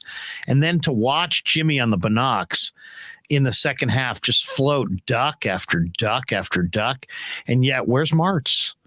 Where's Cowherd? Where's all the criticism? Where are all the people who were coming out of the woodwork to criticize a guy in his third start and his fourth start? Now you got a guy who's been in the league for years and should have it down. And he was not as accurate as Trey was in week 1 and week 2. And they were not good throws, but nobody said anything. And is it just because I was thinking maybe it was just because they have an issue with Trey and it's personal, or maybe is it as simple as they lost that first game and they won the second game? Like maybe we would have been eviscerating Jimmy's lack of accuracy against Seattle if they had lost, but because they won, it all just is kind of like, they won. I'm not really sure, but I did find that interesting, and we'll see where that goes going forward. But maybe Jimmy just wasn't expecting to play, didn't really go through the practice reps going into the Seattle game with a lot of vigor, and maybe he'll look a whole lot better in Denver and going forward. I suspect that might be the case. I mean, guys act like it's all like, hey, I practice the way I practice and it doesn't matter. I'm preparing to play every game. But you know what? It's like if you really don't think you're going to play, and you really don't think you're going to play, I don't know. I just think maybe you practice with a different level of focus, because I couldn't believe it. I was sitting there on the binoculars going, wow, that's a duck. Wow. That receiver had to turn to his right and then turn back to his left. Oh, wait a second. That one was short. Oh, wait, they threw a PI flag. Wait, that one was short. Oh, they threw another PI flag. And then, like, I didn't see hardly any that were, like, really good down the field passes by Jimmy G. And the week before, passes that Lance had made but didn't complete were just being like, that guy was wide freaking open and he didn't hit him. but he only missed him by a little bit. I don't know. It's really weird. I don't want to say that people love Jimmy and hate Trey, but I did get the feeling, guys, that it should have been the opposite. It should have been Jimmy was really, really scrutinized because he's like the veteran and has been around. And the young kid should have been given kind of the wide berth and lots of acceptance. And I kind of feel like it's the exact opposite, that people are super honed in on Trey and ready. I mean, Colin Cowherd in his video said multiple times, I now have evidence. He kept using the word evidence like it was like criminal proceeding, and that he was totally loved the pick. Looking for a conviction. He totally loved the pick. Here's the problem. And he loved the pick. This is the guy. And then within 3 starts, he does a 180. Yeah. So maybe he's got a personal issue there. And if he does, he probably should say so. Someone in the chat brought up a good point. So Josh Allen was not that good for his first 2 years. He was pretty, obviously his third year was awesome. Did he get a lot of heat, or was it just because it's the Bills? Yeah, because what happened was they were growing up as he was growing up, where the 49ers are all grown up and ready to win, and they've got this youngster. And so I think that if Shanahan had drafted Trey the year that he drafted Beathard, then they could have grown up together. Yes. And then the talent level would have ascended as Trey was ascending, and maybe it all comes together. Shan moved up to draft Beathard, by the way. And I mean, he traded up for Beathard in round 3. And Pettis. He moved up to get Pettis. Mahomes. I can understand the Mahomes thing, but I was shocked. I was actually trying to get Post out there and then draft Watson. The guys, at the time, that was before you had juice, Danny. That was before you had all this juice. Yeah, I mean, he was, whatever. But hey, I think the problem with the whole thing with Trey and why there is such an uproar is it's expectations. The expectations when you trade 2 future picks to move up 10 spots in the draft to take your franchise quarterback, you got the fan base all excited. Here's the guy. This is the guy that's going to come in, and he's going to be the next Montana. Or You're right. The expectations were sky high. Had they just picked him at 12 or 13, whatever spot they had, you would see a completely different expectation. It would have been like, here's a guy, he's raw, and we're gonna develop him over the next couple of years, and Jimmy's our guy, going forward till we're gonna see, but it'll be a battle. What do we think about Sunday night against the Broncos? Niners. Is it Sunday night or Monday? Sunday night football. Niners -1. Russell's 16-4 against the Niners. I got the Niners still. Niners -1. What's the spread? That line's kind of crazy. That's Niners -1. I take the Broncos. Let's clean this up. James Foster says all of Trey's weaknesses are the same as Kaepernick's. That's why so many don't believe in Trey. Fool me once, etc., etc. Then says because Jimmy hit the wide open tight end for a touchdown. Okay, I mean, I think that he did hit the wide open tight end for a touchdown. The Kaepernick thing is interesting. I see Trey. The one difference I see between Trey and Kaepernick is that Kaepernick was not. Kaepernick had other things that he wanted to accomplish with his life, and Trey is a football player. First, second, third. It's the family business. Dad played in the CFL. He grew up around the process of pro football and embraces it. Where I think Colin, I don't want to say Colin didn't, but they had, they had those electronic, or they had the game plan in the iPads, and they knew how much he was in his iPad. And according to the reports, he wasn't in it a whole lot. So I don't know. I see the comparisons between Trey and Colin. Colin, I think, was faster, a little bit more of a home run hitter as a runner. A little bit more of a natural runner. Like he was like, Trey's a little bit more of a passer. Well, it seems like Trey would go through at least 2 to 3 reads. Yes. Cap, if you didn't hit his first read, Cap just took off. And hey, I'll say this. I thought that going back and rewatching the All-22 from week 1, granted the conditions, I thought actually that Trey way outplayed Justin Fields. So, and that was something I didn't realize right after the game. Yeah. So let's go through the Vicky Pellich says, in my opinion, Kyle will never win a Super Bowl as a head coach. Yeah. Let's go through the schedule here. Yeah, let's do it. So they've got the Broncos. Do you want to run ads real quick and then do it? I'm trying to get to the bottom of our chat to make sure we have all the. I think we do. Yeah, if we miss you, just donate the same amount again. Or call me a jackass. I guess we've had a ridiculous number of chats, and I apologize to all the people whose chats we have not read. But yeah, I would. This might be a record for chats. We've got a ton of chats. Does it tell you the number? What's that? Does it tell you the number? It's more so just the fact that I feel so lost in it. It's just I mean, it's page after page. I mean, I would say it's like machete to break through this 10, chat. 12 pages of chats that it seems like, I don't know, maybe it's just me. It seems like we've got a lot more chats in there. All right, let's do this. Let's bust out the schedule so we can all take a look at it. And we'll do that as we hear from our sponsors on the Krueg Show.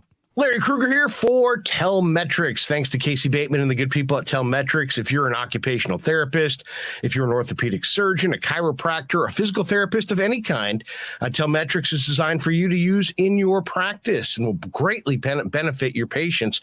Telmetrics uses computer vision and artificial intelligence and provides a platform for outpatient rehab therapy services, both in the clinical and the telehealth environments. So using Telmetrics can improve your patient's experience and much more. So for all your sports injury needs, or if you're a physical rehabilitation specialist of any kind, make sure you use telmetrics.co, TELMETRIX.co. And thanks to Casey Bateman and all the good people at Telmetrics for being a proud sponsor of the Krueg. I'd like to thank our sponsor, Dan Coccimilgio. Dan is a buddy, and he is a phenomenal retirement planning specialist. And you can contact him today at securemoney.com or at his number 925-628-9966. There's a lot of uncertainty in our world right now, and you want to make sure that your money is secure. That is the key. Danny's got 25 years of experience, born and raised right here in the Bay Area, and he can help you get an immediate 10% premium bonus on your principal retirement account. So give him a call, 925-628-9966. He'll make an appointment with you, and you can sit down. It's not a one-size-fits-all kind of a deal. He'll consult with you and come up with a strategy to get you going to where you want to be. Once again, 925-628-9966, securemoney.com on the web.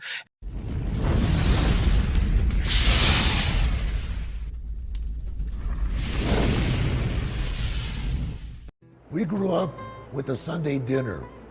That means no matter how busy you were, no matter where the hell you were, you came to dinner on a Sunday night. Yeah, Sunday dinner without sausage, it's like a church without God. You know, how can you go to church if you don't believe in God? You know, and along with the sausage also became the discussions. That was discussion night. You know, it wasn't a typical family that you sit there and you're quiet, you know, and you don't talk with a mouthful. Oh no, man. Italians talk when they're eating. Italians even talk when they're sleeping. And definitely we talk with our hands. So if we can't express it through our mouth, through our lips, we express it with our hands. So, and that's what sausage is, really. It's an expression, you know, that life is good.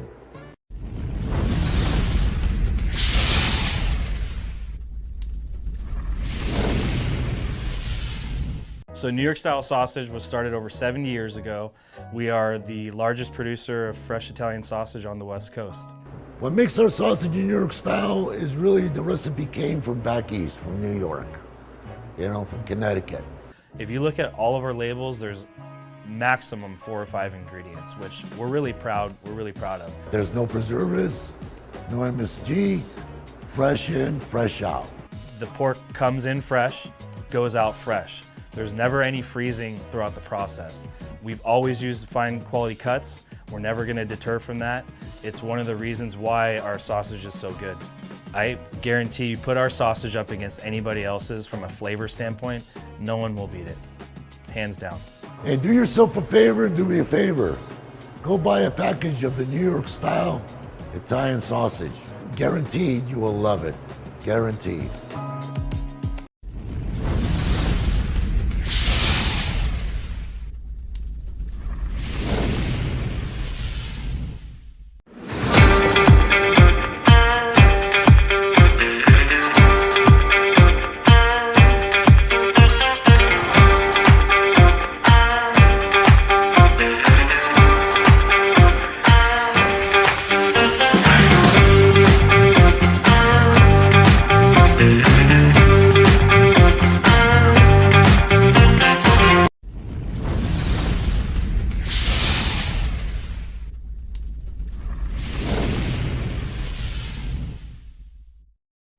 All right, welcome back to the Krueg Show. Larry Krueger, Dan Coccimilgio, Ryan Smith. Sean is with us as well as we are. Well, it's been contentious. It's been ugly. It's been the best of times. It's been the worst of times. Danny's got a Jimmy G hat. What is that, Danny? What does that hat say? That is so funny. Jimmy Garoppolo, Jimmy G. That was from the day. That was from the day Where did you get that? When Dan and I were going to that ball game together when we recorded the crazy video. We were going by, and some guy like it clearly was on clearance from like 2 years ago, and it was like hidden, and I was like, oh, it was like I think it was like maybe one day after they had re-signed Jimmy, and I was like, Dan, no, it was the same. It was the day after. Yeah, Look at that bill. Like, yeah, you gotta just get that. You gotta. Yeah, it's kind of a funky hat. I don't like this kind of a hat. I like the. I always buy what's called a 3930 that's fitted and it's already got the curved, bill. I can't get this thing. You got to bend that bad boy. You got to get the John Deere fold, as Krueg would say. It's like it just stays. It looks like a conductor, Get a bunch of rubber bands. Yeah, look at that. That's how I used to break in my gloves as a kid. I'd put a ball in the center of the glove, oil it up really good, and then tons of rubber bands, and then I'd stick it under my bedpost, and I'd sleep on it all night. Wake up in the morning, I had a nice broken-in glove. We got this one. Carla P says, the Krueg Show equals discussion night. We didn't even get any Larry stories tonight. It wouldn't be. It wouldn't be. How about this one? GTC Reels. I'm quite disturbed that Larry has all these mob affiliations. Don't talk back to Larry. Oh man. Yeah, you know what's funny? I will say this. I will apologize if I've gotten too contentious in this chat. If I've gotten too nasty. Me too. If I've gotten too rude. If I've talked over anybody. If I've talked down to anybody. That's not my intent. I get so wrapped up in all this crap, and it's like, you know what? We've been living it the last few weeks. I feel like so immersed in Niner stuff. I mean, I'm a Giants fan. I'm a Niner fan. I'm a Warrior fan, but just being in the locker room, getting kind of a close up look. I don't know. It's like I definitely feel like I'm losing my perspective on 49er football. It's like, when you get like so close to something that you start to, it's like you're looking at a picture so damn closely that after a while you're like, I don't know what I'm looking at. You know what I mean? Yes. And that I'm kind of there where it's like I've been grinding so much Niners, doing so many live streams until this week, of course, when we got kicked off for a week, but so much Niner talk, so many Niner practices, so many Niner interviews that my head's spinning. And then I felt like it was grossly unfair that people attacked Trey.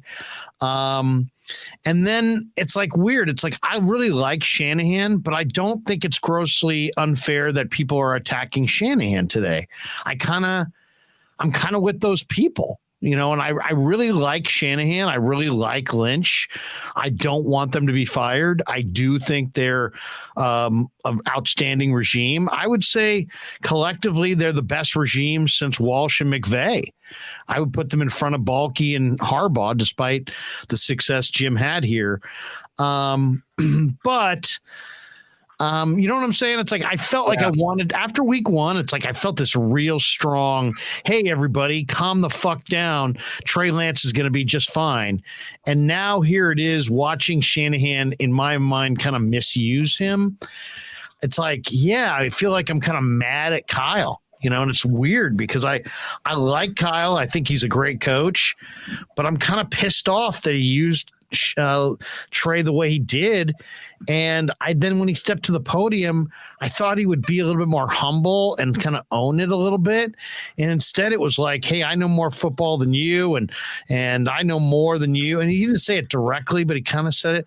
He just came across as kind of smug and kind of like, I got all the answers. And it's like, dude, you're sub 500. Maybe you should show a little humility and just be like, hey, I wanted this player to progress, and he, I thought I could help him progress by running him a little bit, and it's now backfired, and I got to own some of that. But it's like, that's not what we heard. It was like, we ran the right play, and we'll run it again. And then you run Jimmy up for the same play. No, Larry's 100% correct. He did that just to say that that's the offense. Because I called that yesterday. He didn't run power for Jimmy at all last year. No, I said that yesterday. I said, I think he ran Jimmy up the middle to prove, like, look, this ain't on me that Trey got hurt. This is our offense. This is what we do. I never seen Jimmy run a design play up the middle. Never. I couldn't believe it. Quarterback sneaks, yes, but not power. Yeah, quarterback sneak is their most successful guarantee. Jimmy's really good at it. There you go, Rye. Val Ramos says, it's your channel, boss. Do your thing. All right. Well, I guess there's that. Brian says, Larry, you haven't been rude as far as I'm concerned. All right. Well, there's somebody else in here who was like, hey man, you're talking down to these people, and these are your friends, and this is your chat. And I love Rye. I love Danny and Sean. You guys, all the people. I love doing this channel, and I appreciate all your time and all your effort. So I just don't want anybody to think that I don't value, Rye's opinion or Danny's opinion or Sean's or Len's or anybody in the chat, because I do. I'm not thinking I know more than everybody, but that's kind of where I'm at. It's like week 1, I was like totally geared up to like, hey, all you fucking people just telling us that Trey sucks, calm the hell down. And then now this week, there's all these people who are like, it's on Kyle. And then, of course, there's the people who are saying, well, Kyle's great. And I think Kyle's great, too. But I also do think it's on Kyle. So what did you guys think of the Raiders yesterday? Oh, my God. The Raider game. The Raiders led 20-0 at halftime. Let's talk about the Raiders. That guy almost pulled a Leon Lett. He almost. Oh, yeah. Wouldn't that ball. That would have been the most played highlight reel. It would have been a touchback for the rest of our lives. You'd never forget that. That was so close. Yeah, and Kyler Murray, even though he's apparently he doesn't he doesn't study either, but he's a total weirdo too. He's a super weirdo, but he's really good. He's so good. He's so quick. He's literally. I would have. Would you, if you're the head coach of that DB that picked it up and ran it in for the score? Would you fine him? No. No. You just tell him like, you're an idiot. At least hold on to the ball until you cross the goal line. I say take the fine or you're cut. That's just stupid. The best part about having your own channel, there's a ton of people that in here are just going to agree with me no matter what. I get the feeling too. Anonymous. Larry, you've been correct all night. Thank you. You're invited to my birthday party. Not all night. Anonymous. Jimmy Robinson. Larry, your perspective is great. Yeah, Jimmy, thank you. You're right. I'm a great American. I'm a great fucking American. All right. Let's get to the schedule. What do you guys think? Let's go right down the list. Now, this to me is the most futile thing that we do in sports talk radio. Is when the schedule comes out. I almost laugh at the ESPN shows where it's like Trey Wingo sitting in a studio going, "Well, it'll be December 15th, and they'll be in Seattle, and it's 9 months from now or whatever." It's like, and it's who knows who's going to be healthy. Heck, we've already seen it right now. We don't even know who's going to be playing in any of these games. But it's kind of cool to do it now because we already know a little bit about the teams. Right. So like we know more than we knew when the schedule came out, but less than we'll know the week of the game. So, okay, I think I had this down as a loss at the beginning of the year, just simply because Russell beats the 49ers. But after watching the 49ers in the way they've played on the road, And I just think that under Shanahan, they get into a real comfort zone on the road and they fire on the road. Now they just lost at Soldier, but I like the way the 49ers play on the road. And I think they're going to play well in Denver. And something about Denver, Hackett, I'm not convinced Hackett's the guy. I love Denver's weapons, but I think Denver's line's just okay. I think Russell's played his best football already. And Judy's hurt. They have, what's that? Judy's hurt. Judy, is he not going to go? I mean, he hurt himself yesterday. That's why. Yeah. Okay. So I didn't realize that. And are both questionable. Judy looked like he was primed for a big year. In fact, I offered in whoever has Judy in our fantasy league. Me. You? Yeah. I offered you CeeDee Lamb. I offered you CeeDee Lamb for Judy. My kid was pissed at me. He's like, Dad, don't offer that. Lamb's going to bounce back. You're going to look stupid. And I'm like, yeah, I just get a vibe that I kind of like the way what I saw from Judy. And I'm like, and now there's no Dak. And I'm like, I think it's comparable. Like I could, if you could make an argument for either, that's usually a pretty decent trade. So I can make an argument for either. So I thought it was a pretty decent What's trade. funny is I understood you rejecting it as well. Did you see my comment when I rejected it? Do you ever see that or no? No. What did you say? I think You're I lazy, said, Larry. You're lazy. What you trying to make that kind of deal for? No, I think I just said thanks for the trade. Like I really like Judy. That's why I drafted him. I think he's gonna have a good year under Russ. Yeah, I think so too. I think Judy he's got a really good route tree, and I think is now he considered out, or is that word out for Sunday's game? What's funny is MF sent me the same trade, obviously not with CeeDee Lamb, but he tried to get Judy like a couple hours earlier. MF tried to get CeeDee Lamb from me, and he offered me. Who does MF have? Let me see. He tried to trade me Bateman, the guy on the Ravens who went off. It was really bad. Was and I was like, it was like the kind of trade that I was kind of pissed at because I'm like, dude, MF, come on, bro. I know more football than that. Hey, Rye, how do you feel about tonight's games? Oh, I mean, it's horse shit. That's 2 weeks in a row where I've been the guy who's put up the highest in a loss. Like, MF offered me Rashad Bateman for CeeDee Lamb. He gave me the same trade. Yeah, that's come on, MF. I love you, brother, but come on. Send me Bateman. You want to stack him with Lamar. Calba Kamiga says, here's $10. I'll take the Niners on Sunday Night Football. I don't think Nathaniel Hackett influence is factored in enough. Talk about mismanaging the game. Yeah, Nathaniel Hackett. Wow, that guy. I mean, he embarrassed himself so badly. He didn't call a timeout and then he had 2 timeouts left in the final 10 seconds and then called one for no reason at all. To delay the handshake? And then went to the locker room with one of them. I mean, that's a bad. If you're a head coach in the National It's a bad Football use of League, timeouts. I mean, do you really go with the name Nathaniel? Wouldn't you go with the name Nate? Oh, yeah, Nate Hackett. I heard Bill Simmons do a funny bit on that. He was like, he should go by Nate Hackett. Doesn't Nate Hackett sound like some cop on some CBS show that or something? But Nathaniel, hey, Nathaniel. I can't rip it. My name is synonymous with commercial rips. Larry. Of course, Larry did it. All right, so I'm going to say the Niners get it done in Denver. I just get the feeling. I get the feeling that. Everybody does better in life when they're unhappy and uncomfortable. So that means Kyle's going to get roasted this week. He's going to have a great game plan. Jimmy, I don't think Jimmy expected to play last week. I think that's part of the reason he wasn't very good. I think Jimmy's going to be more in tune with the game plan. I think he'll make better throws. I think everybody improves and the 49ers win in Denver. I think I'm just going to go right to it and skip through the crap. And I'll tell you that I'm going to predict the Niners will be 5-1 when they go to play Kansas City. Let's not skip ahead, Danny. I'm done. I'm quick.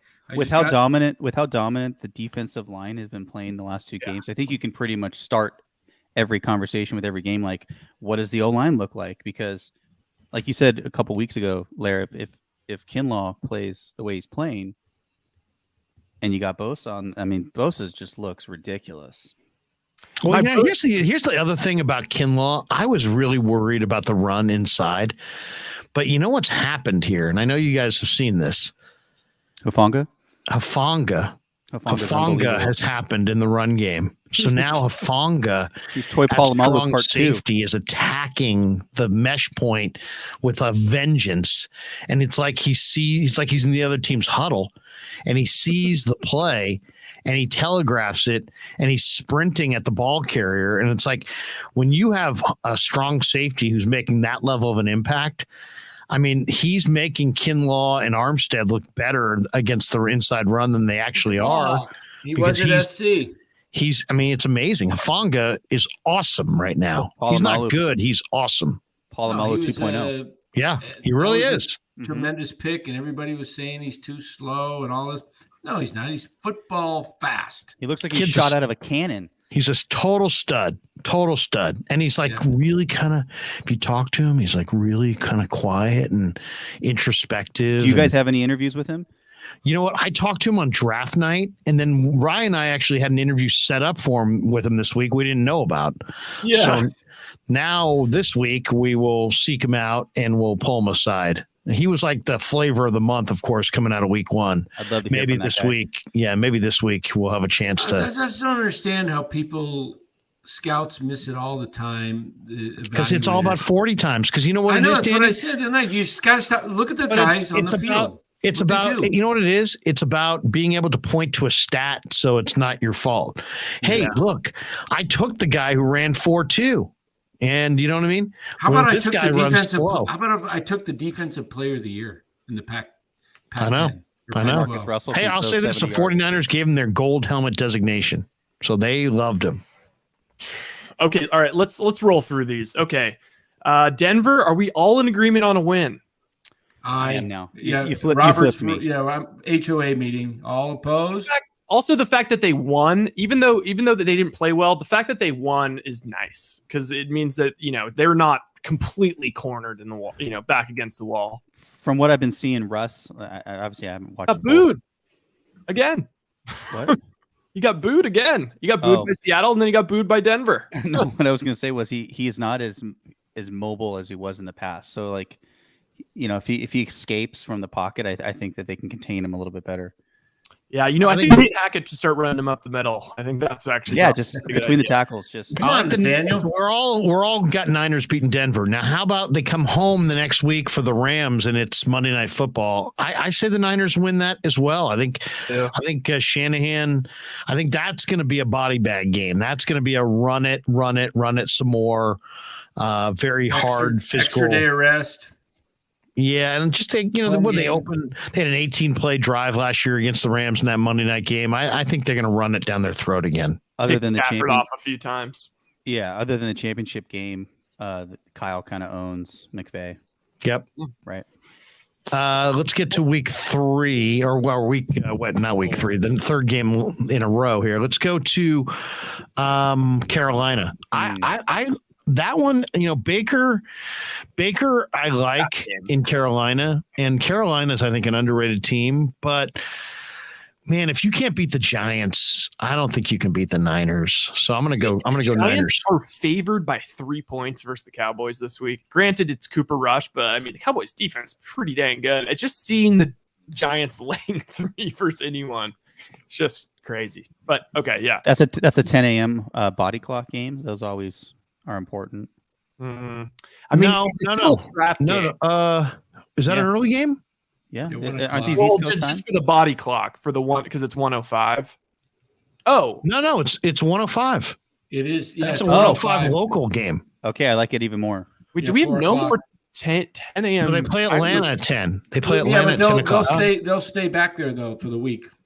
They'll stay on the East time zone and practice. So here's the question: if we're gonna do this let's just do it as if this is the world, like whatever our predictions. So if they beat Denver and the Rams, all of a sudden one of these next two is a total trap game before the Chiefs.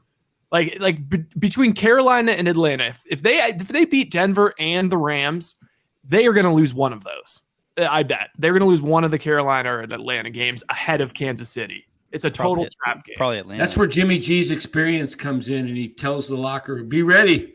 It's a trap game." he wills them to win. He wills. I think they're more likely to lose at Carolina than at Atlanta because I just think the 49ers are a fast team on both sides of the ball. And if you get the faster the surface, the more it benefits the team with the speed. So I think Atlanta's a faster surface. So I think Carolina, I could see them losing to Carolina and beating Atlanta. After the letdown of the divisional game, like kind of like you get up to play the Rams and then. Yeah. And I think we can all agree 3-1 after the first 4 sound about right. Yeah, I still got them 5. I got them winning Carolina. Ooh. I like the fact that it's a 4:00, so it's a 1:00. It's on the same time zone as the West Coast. The next week they go to Atlanta. It's an early game, but they're going to be adjusted because they're not coming back home. They do that. They stay in the Eastern time zone and set up camp. Yeah, talking about the Falcons game. I'm going to say they win in Atlanta because of that too. Because of when you're on vacation all week and you're focused.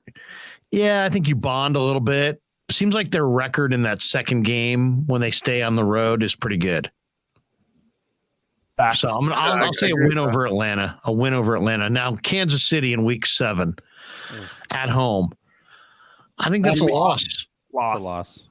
I would Kansas City is a terrific team. I would say it's a loss, but I had it as a loss with Trey, but the fact that if Jimmy's in there, revenge game. It's a revenge game, Dan. It's a revenge game. Super Bowl revenge game. I like it. You know what? Having Jimmy does lend to 2 more great narratives, and that is Kansas City revenge game, and he gets Tom Brady, baby. Tom Brady at home. Yeah. So we have that as a loss, but you have it as a win. I'm going to go for the win, yeah. Okay, then they go to the Rams, and this is kind of weird. They play the Rams 2 times before week 8. This is where I have them finally losing. Yeah, I think they lose here too. Yeah, me too. So that's back-to-back losses. Then they're in the bye week. Then they come out of the bye week, first week in November, for a Charger game at home, and I think that's a loss.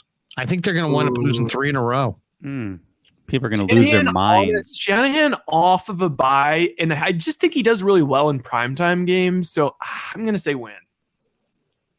I don't know what their record is off the bye. I don't think it's good. You might want to check that. The first 20 scripted plays, he does well, and that's about it. I'm going to go game. I'm going to go win. It's a. I don't. The Chargers are really good. Yeah. But they're also the Chargers. They are the Chargers. I still like our defense. That's currently treating Justin Herbert's ribs as being sued for $5 million by Tyrod Taylor for almost killing him. So I would like the Niners if it was in LA because I think the Niner fans would dominate there. But at home, I'll take Herbert and the Chargers. Game, and it's the defense. I just think this defense is going to be gearing up. Now you're going to have Jimmy Ward back in there. You're probably going to have Jimmy Ward back for week 5 or 6, game 5 or 6 against. He's out for the first 4, right? So right. Next week he'll be back. This is week 10. Yeah, but I'm saying he should be in. He might get hurt again. He might be out again for a different injury by that point. The way he hits. I think he's in prime shape. It's about his 3rd or 4th game back. Scott Broyles in the chat says San Francisco sucks playing in the center of America. Last regular season, last 7 games at Green Bay 0-7, last 6 at Minnesota 0-6, last 5 at KC 0-5, last 5 at Denver 1-4. But they just beat Green Bay in the playoffs. Yeah, they did. Okay. How about so everybody's got that as a I've got it as a loss. I have it as a win. The Chargers game, I have it as a loss. Danny, win or lose? I think Herbert's a really good player. They got Mac now. Bosa. I think it's going to win, and I think injuries. Somebody will be injured on the Chargers by then. That'll be key. Then it's Monday Night Football in Mexico City, and I think that's a win. I think the Niners are going to win in Mexico City. Is that the one that's in Mexico, or is that the home game? No, it's an Arizona home game, I believe. Yep. and it's in Mexico City. No, it's Yeah. Yeah, Okay, take a okay. look. That's 'cause- the one in Mexico City. Okay. Yeah. And I'm pretty sure it's their home game, isn't it? Yeah, because Sunday, it's January Arizona's 8th. home game. Sunday, January 8th is a Niners home game. Yeah, so they play it's a road game against Arizona in Mexico City. Niners win that game. I just think they'll win in Mexico City. They'll be mostly a Niner crowd. They're going to stay in Colorado Springs, That's a in really hard between place there to and play. altitude. I like the Niners getting that win. Feel So good about Right, that. so right now, a little update for everyone. As of at this moment, after this Mexico City game, that I also have them winning. Larry, you have them at 5-5. I have them at 6-4. Sean has them at 5-5. Dan has them at 7-3. 7-3. Do I have? I thought I only had one loss. Or 6-2. Well, there is the one loss that already happened. Oh. And Okay, then you I've had got them them. I've only got them losing to Rams. the Rams. Second. Oh, The I second thought we time. collectively agreed that they'd probably lose one of the first four. I have them going. Oh, okay. Yeah. I have them at 5-6 through 11 games. Okay, I think fine. we're only on 5-6. I think we're only on week 9. I've gone through 9. What do I have? 7-2. You have them at 10-0, Dan. 7-2. I thought. We're in week 11, Dan. Week 11. We're in week 11. But that's only 9 games. 10 games. Wait, 10 games in They have a 11 bye. weeks. 3, 4, 5, 6, 7, 8, 9, 10. Dan, Okay, you I got them at 8. I got them at 8-2. Okay, day. If they're Okay. 8-2 after 10 games, Yeah, I don't see that. Okay, then they're home against New Orleans. I think they lose And- that game as a letdown game coming back from. I think they Mexico. win that game. I got them winning that game. I have. I no got them win. losing. Jameis is Jameis. New Orleans has for, a good defense, but I think Niners get that win. He's gonna be running for his life in that game. Well, that's right. It is Jameis. That's right. You know what? Jameis, Let me think. Jameis might be super injured by then too. Then we get to week. I'm 13. gonna take that back. I think they beat New Orleans. I have them losing to Miami though. You have him down as a win for me, Rye. Yeah. Win for me against New Orleans. Lose to Miami. Lose to Miami. Lose to Tampa. I think they beat Tampa. I think they're gonna beat Tampa. I think they 'cause beat he's gonna Tampa. be- Brady coming back to the Bay, playing in front of his mom and dad. I'll take Brady.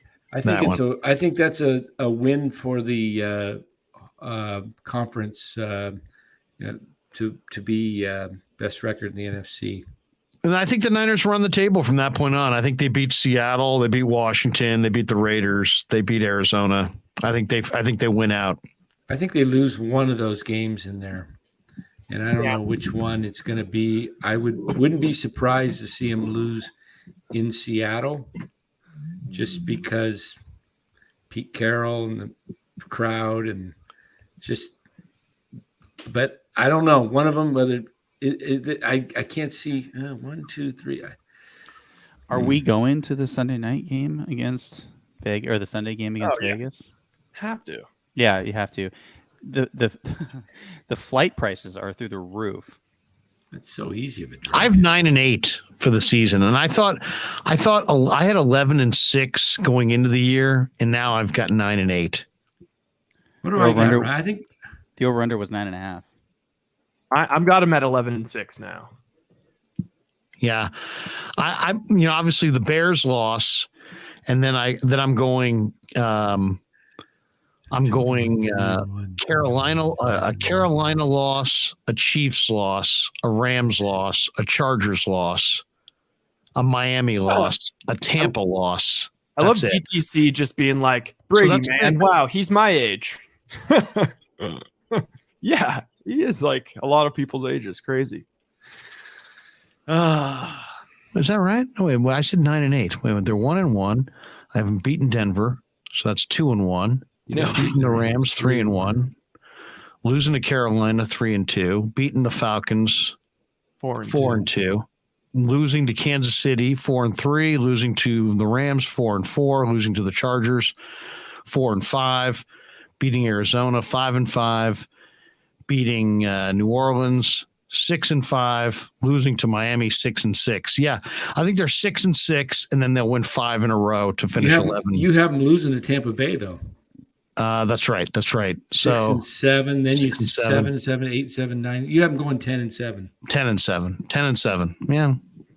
Let me see. I love the way it finishes for the Niners, though. I mean, Yes. at Seattle, Washington at home, at Vegas, Arizona at home. I think they could finish fast.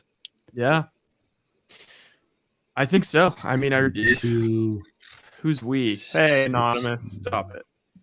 Carson Wentz is 3-0 against the Niners. Yeah. Oh, God, I know. 8-3. The Commanders are not coming to Santa Clara and winning that game. Who would you guys say is the biggest surprise to you thus far in the NFL?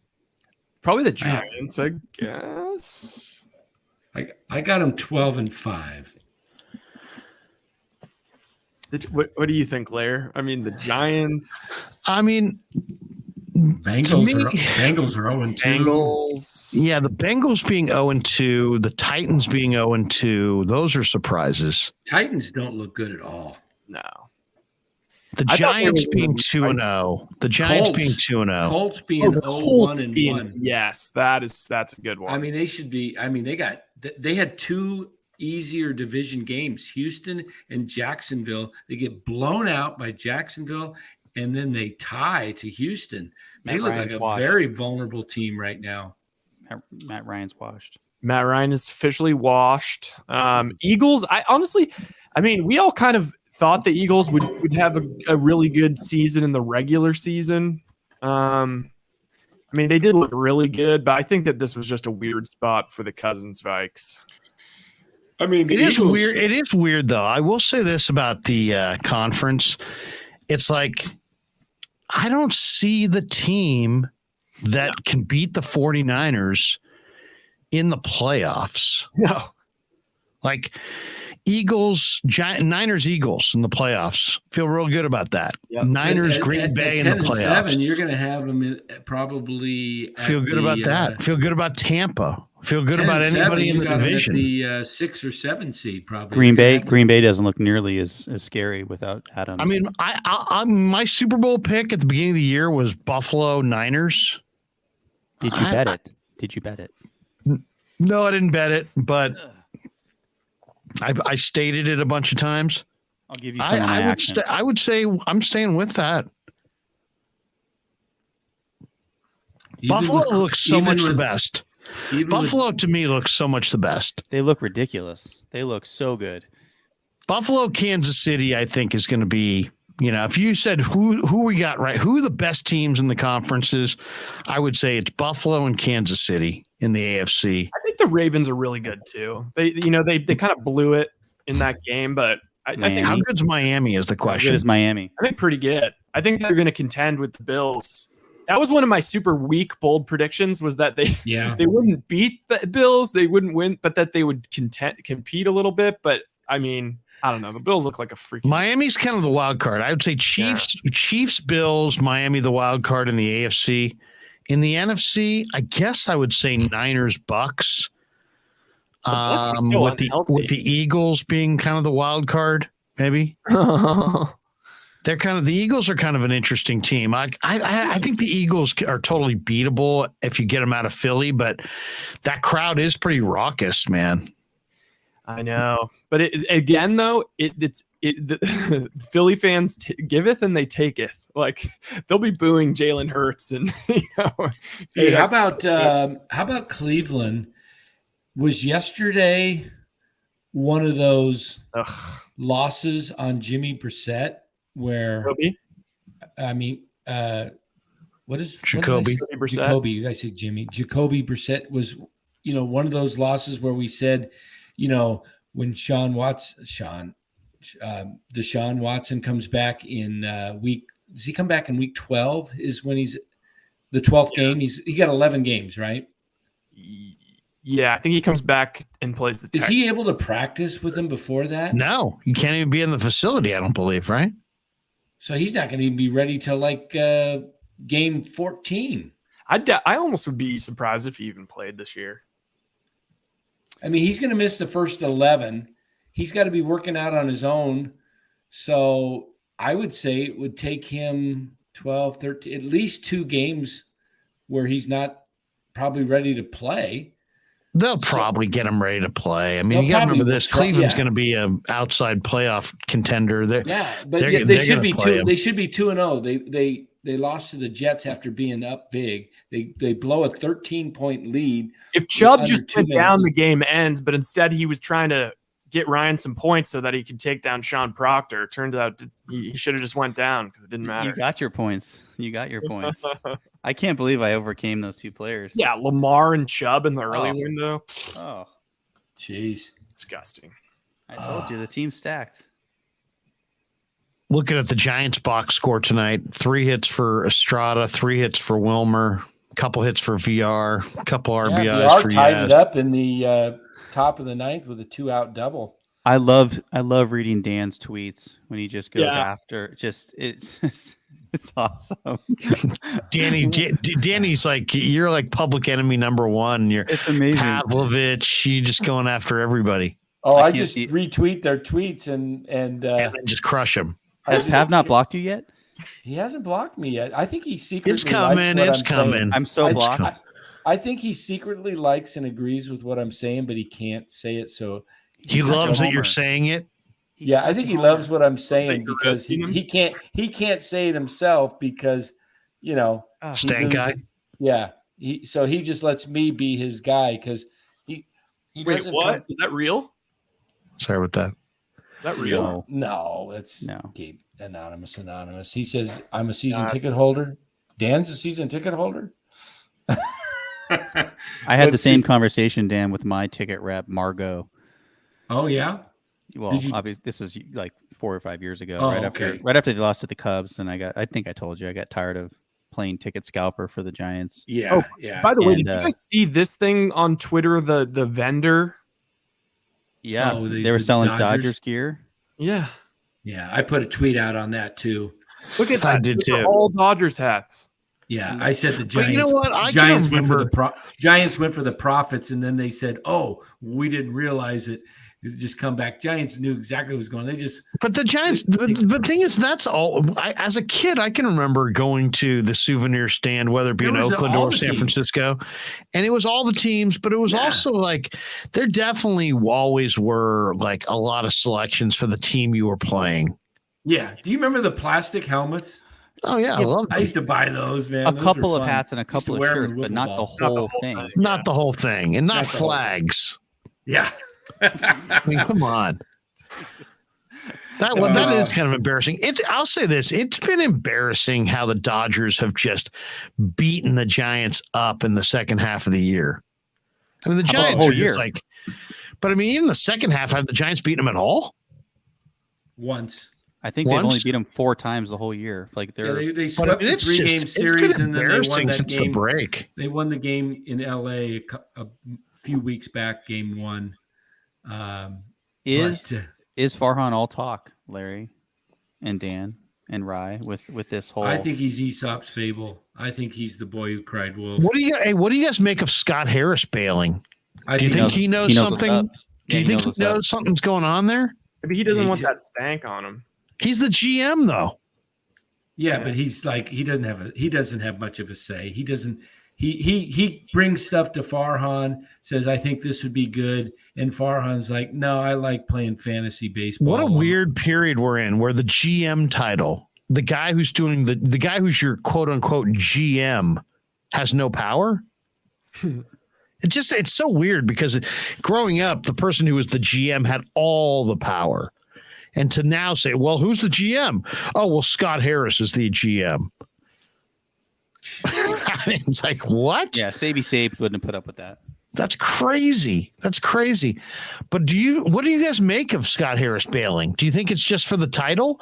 Or do you think that maybe Scott Harris feels like the bloom's off the rose and that the ownership group He probably got a lot more money. He's running the baseball operations for Detroit. He's the number 1 guy now. He calls the shots. San Francisco, Detroit, San Francisco. I don't know. Why is Detroit hiring him? What has he done here? I know that's the other thing. He's a superstar. Like, what did he do? You know, he got was with the Cubs. He got the Giants' Chris Bryant, but they traded Canario and Caleb Killian. I don't know. He just seems like one of these guys that's like he's got a great resume. Everybody loves him, but he's never. I mean, what's he done? It's kind of a bizarre thing. What do you guys say we wrap this up soon? No, I realized this was 3.5 hours. Yeah, let's do it. Alex put this tweet out earlier today. Well, the big offseason starts with the Giants having to replace their GM. You know, so I retweeted and said this would be a great time for ownership to bring in a completely different and experienced front office. Get baseball men who know how to sign free agents and make significant trades, along with someone who can truly develop a first-class farm system. Go out and overpay for the best of the best. Why do they have Farhan? And I want to go off. I meant to do this, and we didn't.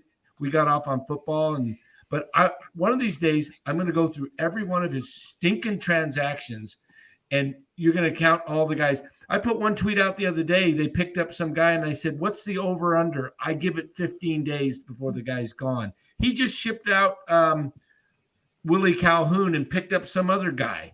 He picks up guys like it's fantasy football. Did they release Calhoun? Willie Calhoun got released. He got released or just sent down? No, they got released. Released because he picked up another guy. Kipe was just saying in the broadcast how he looks forward to Calhoun's at bats. Now he's released. Let me look it up. I'll look up the transaction. Up right now. No way.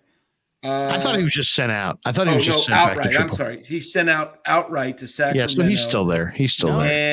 But he's overweight too. He's really overweight. But they picked up Jarrell. Yeah, they DFA'd Willie Calhoun. Oh, they did DFA him? Yep, DFA. But then did he clear waivers? He cleared waivers. So that means nobody wanted him. Yeah. I mean, it's just.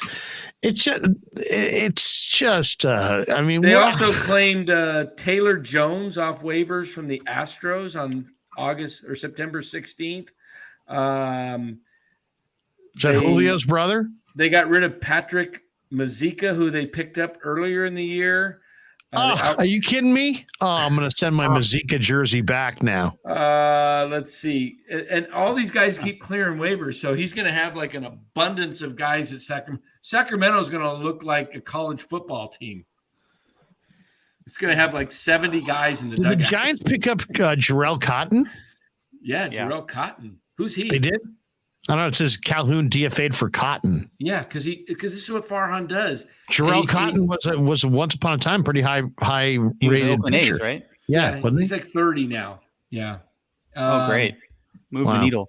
They just keep moving guys in and out. I think we're setting a record for transactions. We're real close. My problem is what Larry always talks about. You keep playing Wade and Yaz. Like, why are they even in the lineup? What are we doing here? It makes zero why is sense. Wade leading off? Why is your Every leadoff hitter? Why are you leading off a guy who's hitting 194? Can't someone ask? It's September. I asked that to Pavlovich. I says, "Can you ask why?" What does he say? He didn't respond to me on that. You'll get blocked. That's what he blocked me for. Because I said, "You never ask anything," and he blocked me. Oh, I tried to be. But let's be honest. I mean, does he kiss ass? Sure. But he also gets interviews with Farhan. We tell the truth. Farhan's never appeared. Yeah. And I've reached out to Chisholm before. So guess what? They know. They're going to take a soft landing spot over a tough question every day. I mean, my first question, and I would imagine they may want to know, hey, what do you want to talk about? Well, my first question is you're 13th in revenue and 5th in payroll. Why? That's where the interview and opposite. They're 5th in revenue. 5th in revenue, 13th in payroll. Yeah, excuse me. You're right. They have a lot more revenue. They're ranked higher in revenue than they are in what they're paying out, payroll. Why is that? Why is that the case? And I'd like to know. And I'd like to know why the Dodgers have more revenue, but then spend a higher percentage of their revenue than the Giants do. And what did the Giants ownership do with that $20 million? That is the difference between, the percentage of revenue that LA spent. If they had spent the same percentage of their revenue, they would have spent $20 million more. Give me one trade. What did you do with the $20 million? What did you do with it? Yeah. And what trade Stuff it in the has pockets. Farhan ever made in 4+ years in 4 years with the Giants? I don't even give him credit for Chris Bryant because that was Scott Harris that got that deal done. So without Scott Harris, I mentioned it. It's amazing to me, and I'm so thoroughly amazed by this. How did Elliot Ramos not earn any time in this terrible outfield? Vicky Boone just said that Healy Ramos got optioned back to Sacramento. Yeah, we knew he was going to play. 2 games. He played Saturday, Sunday, and he got optioned today. Why? Because what did he do? Saturday, Sunday. He didn't do anything good, but he did walk and score. Why can they not develop him? Why is he totally stalled out? I'd love to hear somebody speak to that. Oh, they'll blame it on the pandemic, but while all the other teams, they keep going through their systems and rising. The Giants got to run power with Elliot Ramos. Yeah, the Giants have not had, Farhan's first guy to make it to the big leagues of his draft was Cole Waits. And I'm convinced he rushed him up there this year just to say he had a guy from the 2019 draft make it to the big leagues. That's pretty. Because he skipped from he just flew from A ball straight through the system. Yeah, he's the success story, Cole Waits. I mean, I do like Cole Waits, and I like to. Yeah, give the league a chance to catch up to him, and he'll probably be, But I'm happy for him. Correct but me if I'm wrong. Ready? I don't know if he's really ready to go from A ball all the way up. I mean, we saw this last year with Kervin Castro, comes up from out of nowhere, makes the playoff roster, goes like 10 innings, doesn't even give up an earned run, and this year they DFA him. It's like, why? Because his arm's a little fatigued and he's having a bad year. He's 23 years old. Give him 4 or 5 months off and redevelop him. What a joke. Correct me if I'm wrong, but like in years past, I mean, I followed baseball my whole life, but in years past, when you have a lost season like this, where you're not going to the playoffs, they always, September call-ups, you would always bring up the young guys. You used to bring up your 40 You'd bring up the farm guys and you would give them a little taste. Well, right? They got rid of that rule, right? They limited that. Yeah, 28 now instead of 40. Yeah, you used to go to 40 and you could bring up your whole roster. I love those days. The people didn't like it because the games went too long, but I loved it Because you always got to see guys that were hungry. Fresh faces, and it was like a whole new team. Yeah, so and why not have? It was a reason to hope for next year. I think Diaz hurt his he's hurt. Yeah, he's hurt. And okay, Von Brown. He got hurt too. I don't know if he's back. But Shit, how about Casey Luciano? Schmidt? The guy goes from A ball. He starts off at low A, tears up San Jose, moves up to Eugene, tears it up, goes to Richmond, a pitcher's league, a non-hitters league, and he's hitting like 360. He's legit. Yeah. So they got to get rid of Longoria. They got to eat Longoria. Longoria says he'd love to come back. Give me a fucking break. Well, what about this talk about Crawford coming back as something other than a shortstop? That one seems really weird. Are we hearing that? Base?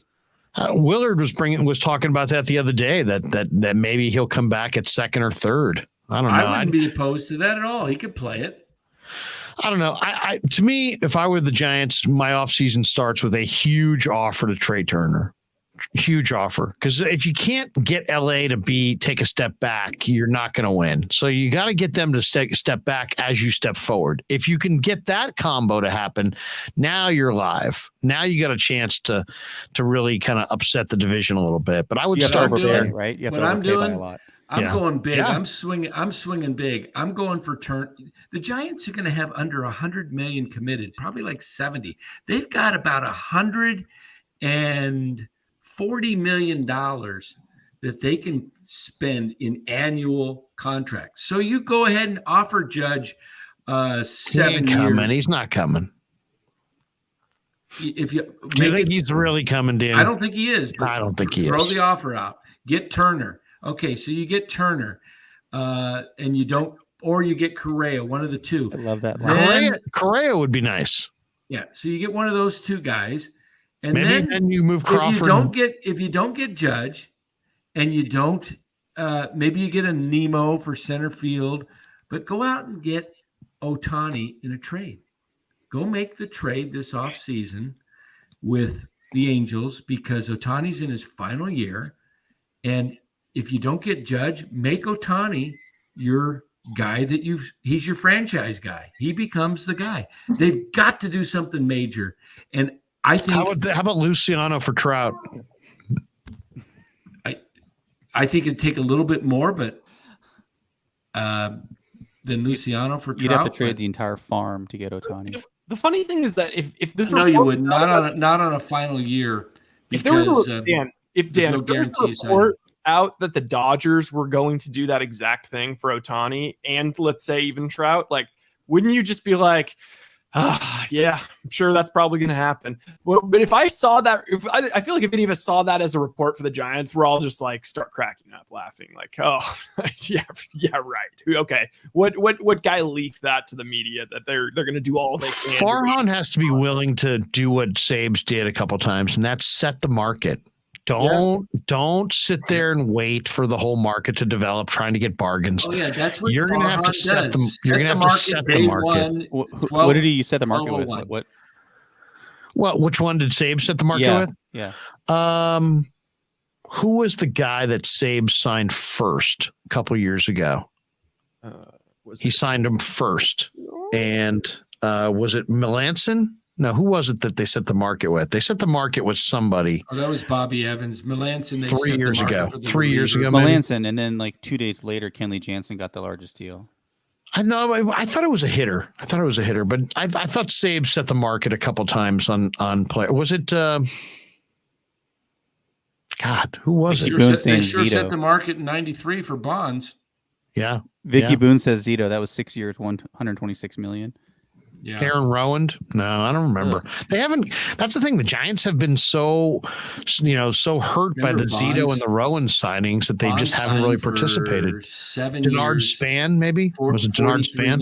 Denard Span was one they did. Yeah, $43 million for Bonds, 7 years in 1993. Yeah, it was a great deal. Ned Galletti signed it.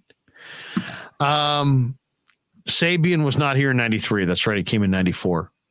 All right, guys, good stuff. A lot of yelling, a lot of screaming, a lot of back and forth. Tomorrow, we're going to start doing some interviews of Denver Bronco people for next week. We're kind of turning the page. We didn't play any of our interviews. Oh, gosh. Well, play them tomorrow, I guess. We've got some interviews. That's insane that we just did 3 hours and 40 minutes. We just did 3 hours. We didn't play any interviews. We will play some. We'll also release them on YouTube. So check those out. But guys, good stuff tonight. We will catch you all tomorrow. Giants go tomorrow. What time do the Giants go tomorrow? Who cares? 5:40. 5:40. So maybe tomorrow night. You guys want to get together tomorrow night? Yeah. Well, tomorrow night. Well, maybe we'll play some interviews tomorrow night and then look ahead to the Niners and the Broncos in Denver. Go get him, Jimmy. Oh, God. Benji says, great stream, fellas. Go get him, Jimmy, you trash quarterback, you. Yeah, never met a man I've been scared of. Careful, you won't get exactly what you asked for. Careful, whatever you bring me, getting handled. I answer to no one, I don't need to hassle. Yeah.